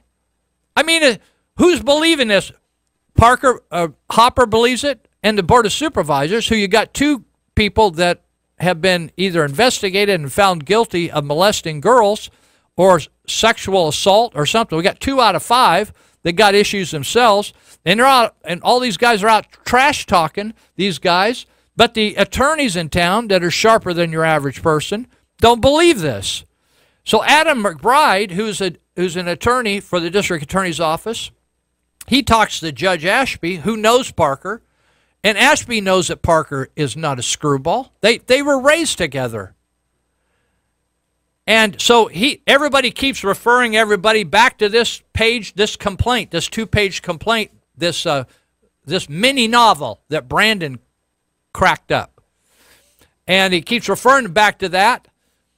And so finally, Adam McBride, the district attorney, deputy district attorney, he hires Solano County to come up and do an investigation on the perpetrator because nobody asked him what he said Jason said.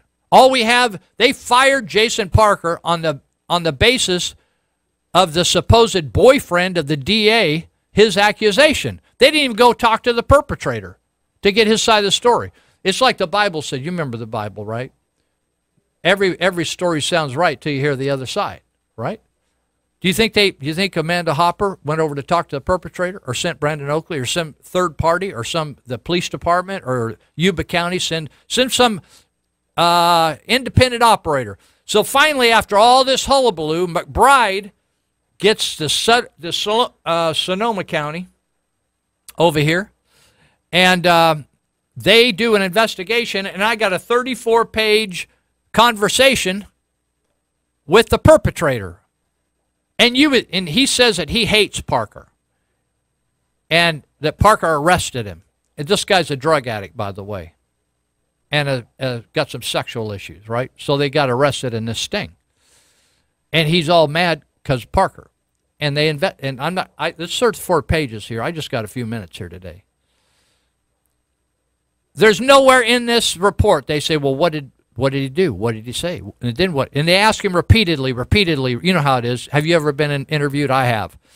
They keep asking the same question 100 times in a different way, right? They keep asking him. You would think a guy that's really pissed off at you would just lather it up a bit, right? Particularly somebody that's unethical, a drug dealer, which is this guy. He's a drug dealer, molester stuff. You'd think that he would lather it up a bit, right? These guys are from out of town, and they're investigating Parker, right? This guy never mentions going to the river bottoms and getting shot in the head. This guy never mentions getting stabbed in the neck, in the effing neck. He never mentioned it. He said, yeah, Parker said, don't be, he said, puke anywhere you want in the truck, but don't puke on me, or I'm going to break your nose, right? Do you think that, let me ask a common citizen, right? I'm just a normal guy, right? I dropped out of school.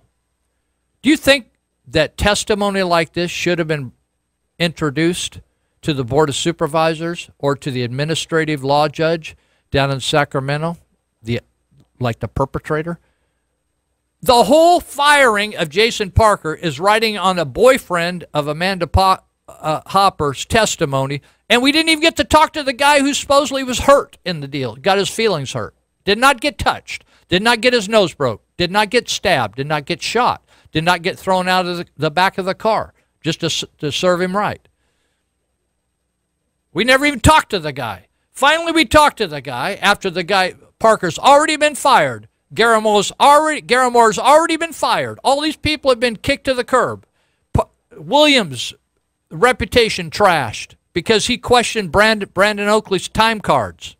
Brandon Oakley just show up anytime he wants. He questioned his time cards, got himself fired. And so finally we hear from these guys, Munoz and Iliopoulos, from over here at the other county. I think it's Sonoma or Solano, one of the two. I always get them twisted up. And this guy, I read every bit of testimony in here. This guy, this perpetrator, does he like Parker? He doesn't. Usually people that get arrested do not like the people that arrest him. But he never says anything that Oakley says. Besides that, Oakley and Hopper's testimony in Sacramento contradicted each other. And June 15th, what I'm told is that Brandon Oakley testified and lied on the stand. Amanda Hopper testified, and she contradicted or impeached Brandon's testimony. And at that time was the first time that she revealed by questioning that the perpetrator was interviewed. Now, why wouldn't the interview be involved in that case? Introduced to the case. Interesting. You think that the perpetrator would have been brought to Sacramento to testify against Parker. So today we have all these documents, and they're going back and forth with Judge Ashby, and he keeps referring people because he said, you're not going to get his whole, I'm not going to allow everybody to look at his personnel file, even though there's nothing in the personnel file, but we love him, right? There's nothing in there, but we love him. And so they said, go talk to Brandon Oakley. All you go is that you get a 2-page issue of lies from Oakley, but now we got this 34-page document from these investigators, impartial guys, come over here and met with the perpetrator, and they put this together. So, You wonder what's in the grand jury report. You should want what's in the grand jury report. It deals with a county council that's corrupt. It deals with the district attorney that's corrupt, right? It deals with filing budgets that are not telling the truth to the Board of Supervisors. Listen, supervisors are fairly clueless. Unless they read, most of them just look to the county administrator to tell them what to do. They don't have enough smarts, or they're too lazy to read all the documents, go interview people, and they don't like to take issue with the county administrator. They just don't do it. That's why we have all these bureaucrats telling us what to do, and the legislative people sit back and do nothing. They just let the bureaucrats do it. And so we're in trouble here, and so we have supervisors at Sutter County who got buffaloed by the DA and basically have taken the DA's side, and they are out slandering Parker. Now, ultimately, my hope is, just like my hope was, oh, I ran over time. Oh, you want to just keep talking? Oh, well, let's take a break, and I'll come back. You want to take a break? Okay, we'll take a break, and I'll come back.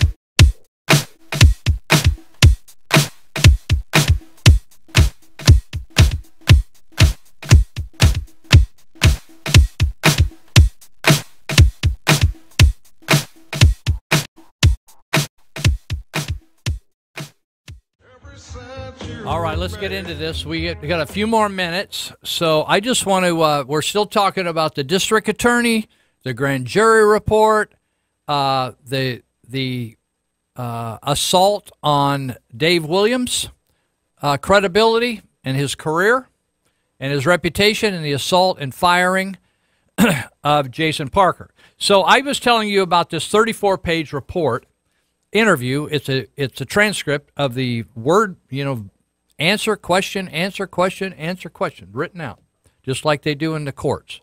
So he says, okay, now what exactly happened? He says, he told me he was going to break my nose. That's one, right? Not stab me in the neck, not shoot me in the river bottoms. Then he says, this is what Parker said. Yeah, if you puke on me, I'm going to bust your nose. They keep asking him over and over in different ways. You can puke you can puke. This is a county vehicle. You can puke in here. It's okay. If you got to puke, the guy was sick, right? He's got hepatitis C. You can puke. But don't puke on me. That's what Parker said. This is what the victim, the guy they arrested for sex offense, that's what he said. Then he said, tell us again how it happened. He said, if you puke on me, I'm going to bust your nose. That's right. Would you say that? I think I could see myself saying that. Yeah. So then they say, hey, you seem like you're really pissed off at Parker. Have you had other contact with him? They say, but that's the only dealing with you just had dealing with him that day? Did you have dealing with him before or after? He said, no, I just had dealings with him that one day. He said, well, maybe I had some surgery. Maybe I can't remember, but I think it was just I had deal. In other words, he has no significant remembrance of ever had any deal with Jason Parker, except that one day arrested him, taking him to jail, but then he said he was sick, so they took him to the hospital, etc. And so they say, and so your only recollection is of that day that he said he would break your nose. And they said, right, that's correct. So in 2016, after this incident occurred, Jason Parker was actually in the car with Deputy District Attorney Adam McBride, who requested this interview be done by this out-of-county department. And he brought up this case with this perpetrator and said, listen, this is what happened in this interaction. I had this guy in the front seat of the car. This isn't a typical police car where there's a cage, it's just an open car. And so he got him sitting right in the front seat with you, and he's got him handcuffed, and he said, the guy says, I have hep C, I hate you, they're having conversation, I'm going to puke on you. Or he's leaning over like he's going to puke on him. So he said, I told him, Parker tells the deputy district attorney, who they work together. He's an investigator. He's a deputy district attorney. He told him what happened. McBride now has written a statement stating this. He's written a statement, and he wrote it on June 11th, 2018. And he says, once done with his version of the events, Mr. Parker asked for my opinion as to whether I thought his actions were within the bounds of the law. This is what District Attorney Parker fired him for later because of Oakley's, in my view, slanderous, inaccurate commentary. Without ever talking to the perpetrator, she fires Parker and then goes to the appeal Democrat and said he's a liar. Right? You can't be trusted.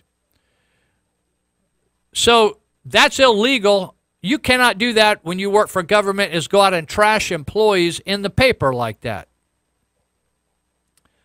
So McBride said, Parker asked for my opinion as to whether I thought his actions were in the bounds of the law. He said, I was caught off guard as I did not expect to be asked about this event and was not prepared to give a researched opinion as to the legality of Parker's actions. However, I informed Parker that, based on what he stated, if his purpose was to prevent the transmission of hepatitis, then his actions were appropriate. So we have McBride's comment. We have this testimony by the perpetrator, but the judge in Sacramento never did get to see it. And I wonder if the supervisors give a care. I really don't think they do. They're kind of a low-browed bunch. They just don't get it.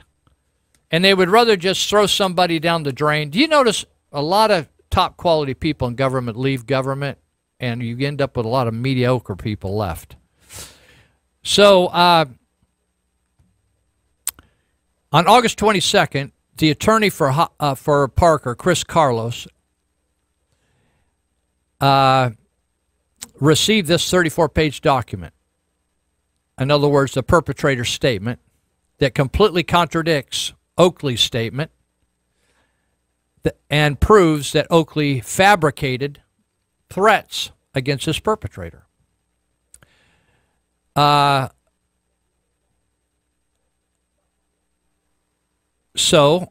the attorney, the county of Sutter hired an attorney to represent them. His name is John Whitefleet. And he's representing them against Parker at this now it's at the state level, a Sacramento judge. Maybe it's federal level, I don't know, but it's a judge out of this area. So when Carlos contacted this attorney for the county, Whitefleet, and said, hey, do you have any knowledge of this perpetrator's testimony? He said, I don't have a clue. Or do you have any knowledge of Deputy District Attorney Adam McBride's statement as to the fair play of Parker arresting this guy? He said, no, never seen anything about that. So basically, Amanda Hopper hid these documents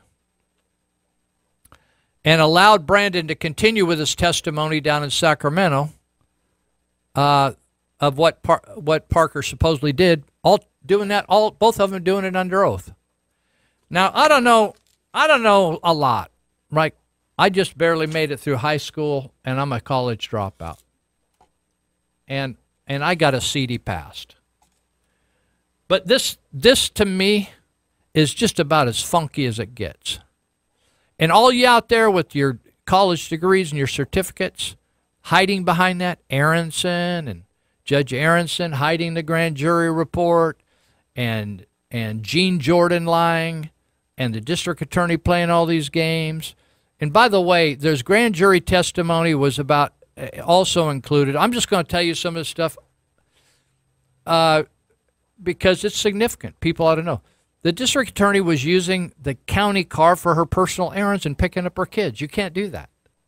Do you know that you can't do that? I don't even like county people having county cars. They should drive their own car. But when you use the county car to do your personal, it's one thing to use your personal car. Anyway, to use a county car to do personal business. I mean, there's all kinds of people in the community that knows that. And so that was an issue in the grand jury report. So exactly why don't they want us to see that? So you have all this, whether it's Scott Mitnick at the county administrator, or you got all these supervisors who say, did you notice it on the grand jury report? What they do? They trash the grand jury. They get a copy of it, right? Oh, we're not going to release it. Oh, no, we're going to release it a little bit. We're going to give it to the supervisors. Then they can go out and then they could trash and slander people like Frank Hoskins and make fun of him and slander the entire grand jury, and yet they won't let anybody read it. Oh, that's really cool. You know what that reminds me of? It's like a violation of Amanda Hopper says, well, I'm going to talk about this employee, but as soon as you ask me any more about it, I'm going to say I can't talk about him.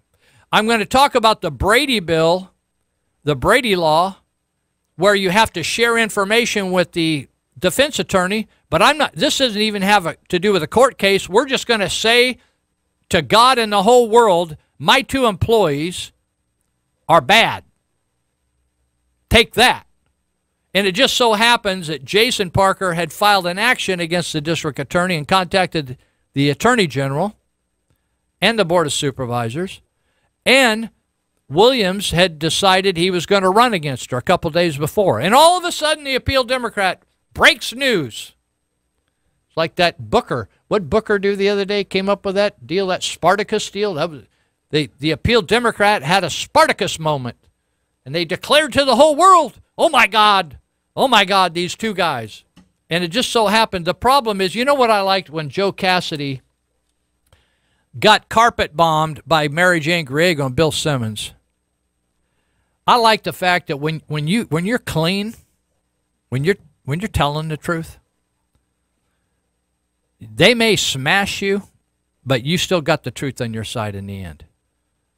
You still got the truth on your side. And it'd be one thing if she picked some guys that had some really cracks in their armor. They're sinners saved by grace, right? But right, we're all fallible. Nobody's perfect here. But in all places, government is the most congenial to imperfect people. They give them first chances, second chances, third chances, fourth chances. Send them to rehabs. Counsel them. How many times did you counsel? Oh, you didn't counsel him right. I mean, there's just like one after another. You can't even fire anybody from the federal government. And all of a sudden, the guy gets fired overnight. Boom! Because of one person's comment that he's going to stab a guy in the neck and shoot him in the head in the river bottoms. And the guy that supposedly that was going to happen to never even remembers any of that happened. Now, some people, I mean, how much information do you need to realize we got a person running the DA's office that may be mentally ill? Obviously, she's not operating with all cylinders firing right. And we got supervisors. We got one guy that got canned from the Yuba City Unified School District for grabbing people's rear ends and boobs of the female persuasion. I don't know whether he did males too. Was he was an equal opportunity guy or not, or whether we just stayed with the female gender. And then we got another guy, Sullinger, who got a big, thick report on making racist comments, sexual comments, all kinds of comments, inappropriate behavior. And they had the county, with your tax dollars of your Sutter County residents, had to pay for an investigator to come in and investigate their own supervisor and say, you know, it's just embarrassing. It's embarrassing. It's like, can't you just do your job and keep your mouth shut and behave yourself? It's like, why do you have to look down people's blouses and stuff and make comments? Why can't you just do your job and be kind and be polite and go home and be with your own wife? Holy mackerel. Honestly, people, I don't know what it's going to take to get people to pay attention. But thankfully, when Judge Ashby told Adam McBride, the deputy district attorney, to go talk to Brandon Oakley, Mr. McBride had the integrity to sit down and write down his testimony of that remember how I told you that in Hopper's evaluation of Parker that he was incredibly ethical and detailed and very open and all that? He was. He didn't wait for a complaint. He discussed the issue where he was being threatened with being vomited on in a closed space. What would you have done? Say, oh, it would be okay. Let me open my mouth so you can get a good shot on me. Would you have done that? What would you have done? And so when he presented to the deputy district attorney, he said, I think you did what a reasonable officer would have done. By the way, no one ever hit this guy or damaged him. They just said, don't do that or we're going to break your nose. Now, Oakley has a whole different story. He actually should be the new Stephen King, maybe, write novels. But kudos to Mr. McBride, who actually had the courage to write his own version of his own testimony, and also hired the out-of-county folks to come in and to interview the perpetrator. Was anybody ever going to ask the perpetrator if what was said by Brandon Oakley was true or not? Anybody out there in Sutter County? Sullinger, Whitaker, Conant, Flores, Munger, you guys even care what that perpetrator, you guys are getting all this information. You ever care what that perpetrator was going to say? Are you just going to trust a district attorney that's off the reservation, so to speak? You just going to trust her and kick out another $500,000 in lost lawsuits? You're not even going to take the bull by the horns, figure out who's wrong or right here? Do a little investigative research, talk to Mr. McBride yourself, go talk to the perpetrator. Why don't you go talk to interview the perpetrator, Mr. Munger, Mr. Dollar Store Effers, or maybe you can't come up with the time to do that since you're trying to protect your business out there in Sutter. Well, that's a story from over here on the Parker case. I think I covered it about as best I could. It's a little all over the place for you out in Butte County, Nevada County, all these other counties. If that got too far and a miss for you, sorry. But it's a problem. The problem we have is as citizens, a lot of us just don't want to mix it up. And we don't want to mix it up. And so, and for good reason. A lot of you are employed places. I have people say, Lou, this is information that you need, but please don't say that, or if you do that, or here, I'll help you with get those signs, but I can't put a sign in my window because I do business with the county, and the county won't do business with me if I put a sign in my window. You think that doesn't occur? I'm telling you, I know it occurs in our counties, Yuba Sutter County. You cross the county, you tell the truth about the county, they will not do business with you. If you have a different opinion than the county has, they will not do business. They'll cut you off. It's called crony capitalism. If you're a nonprofit, I call it crony socialism, right? So if you're a MIDU group, then you get John Nicoletti or one of the supervisors saying, we'll give you that property. You hang around and do a good deed up there, right? Just give county property away. The Yuba County Water Agency, they'll give pickups to nonprofits. Did you know that? I don't think government should do that. I think government should operate with as few dollars as possible and just do what the minimal need is to take care of their government responsibility and stay out of the private sector, because what happens is they pick winners and losers. It's called crony capitalism, or what I call crony socialism, when it gets down to like, well, I like that nonprofit, but I don't like that one over there because that guy that runs it, I don't like him. So anyway, TIP has never taken government money, trauma intervention program, and for that reason is I don't want to be beholden to people and like that. So anyway, let's see. What should we remind people of? Signs No on K will be here at the first of the week. Next Saturday at 11 o'clock, please remember the film about Lavoy Finicum, Dead Man Talking. He's the guy that was shot by law enforcement, unarmed. He was shot. He's a farmer, rancher, and he was standing up for things that you and I should stand up for, and was killed up in Oregon. His wife's going to be in town over at the Yuba Sutter Republican headquarters at 441 Bridge Street, Suite E. I understand that they have signs, like for Governor Cox, or hopeful Governor Cox, and other Republicans running for office. So check that out. So there's all kinds of clothing, paraphernalia, all kinds of stuff you can get involved in over there. So I encourage you to go by. They're open most nights, I think they said 5 and 8 o'clock, if I'm not mistaken. I hope I'm not mistaken. If you have any questions, the director is Bill Beeler, and you can reach him at 415-0343, 415-0343, or you can email him at cwbeeler, B-E-E-L-E-R, cwbeeler@syix.com. But get involved. Listen, by the way, I wanted to tell you the last thing. Measure 6, rolling back the road tax and DMV fees, will save the average Californian that owns a car about $700 each year. I want you to think about that. A lot of people say, it doesn't make any difference whether you vote or not. Well, this vote, if we prevail, will put $700 more in your pocket. I don't know what I could use $700. I don't know whether you can. So we'll be back next week. Catch you later.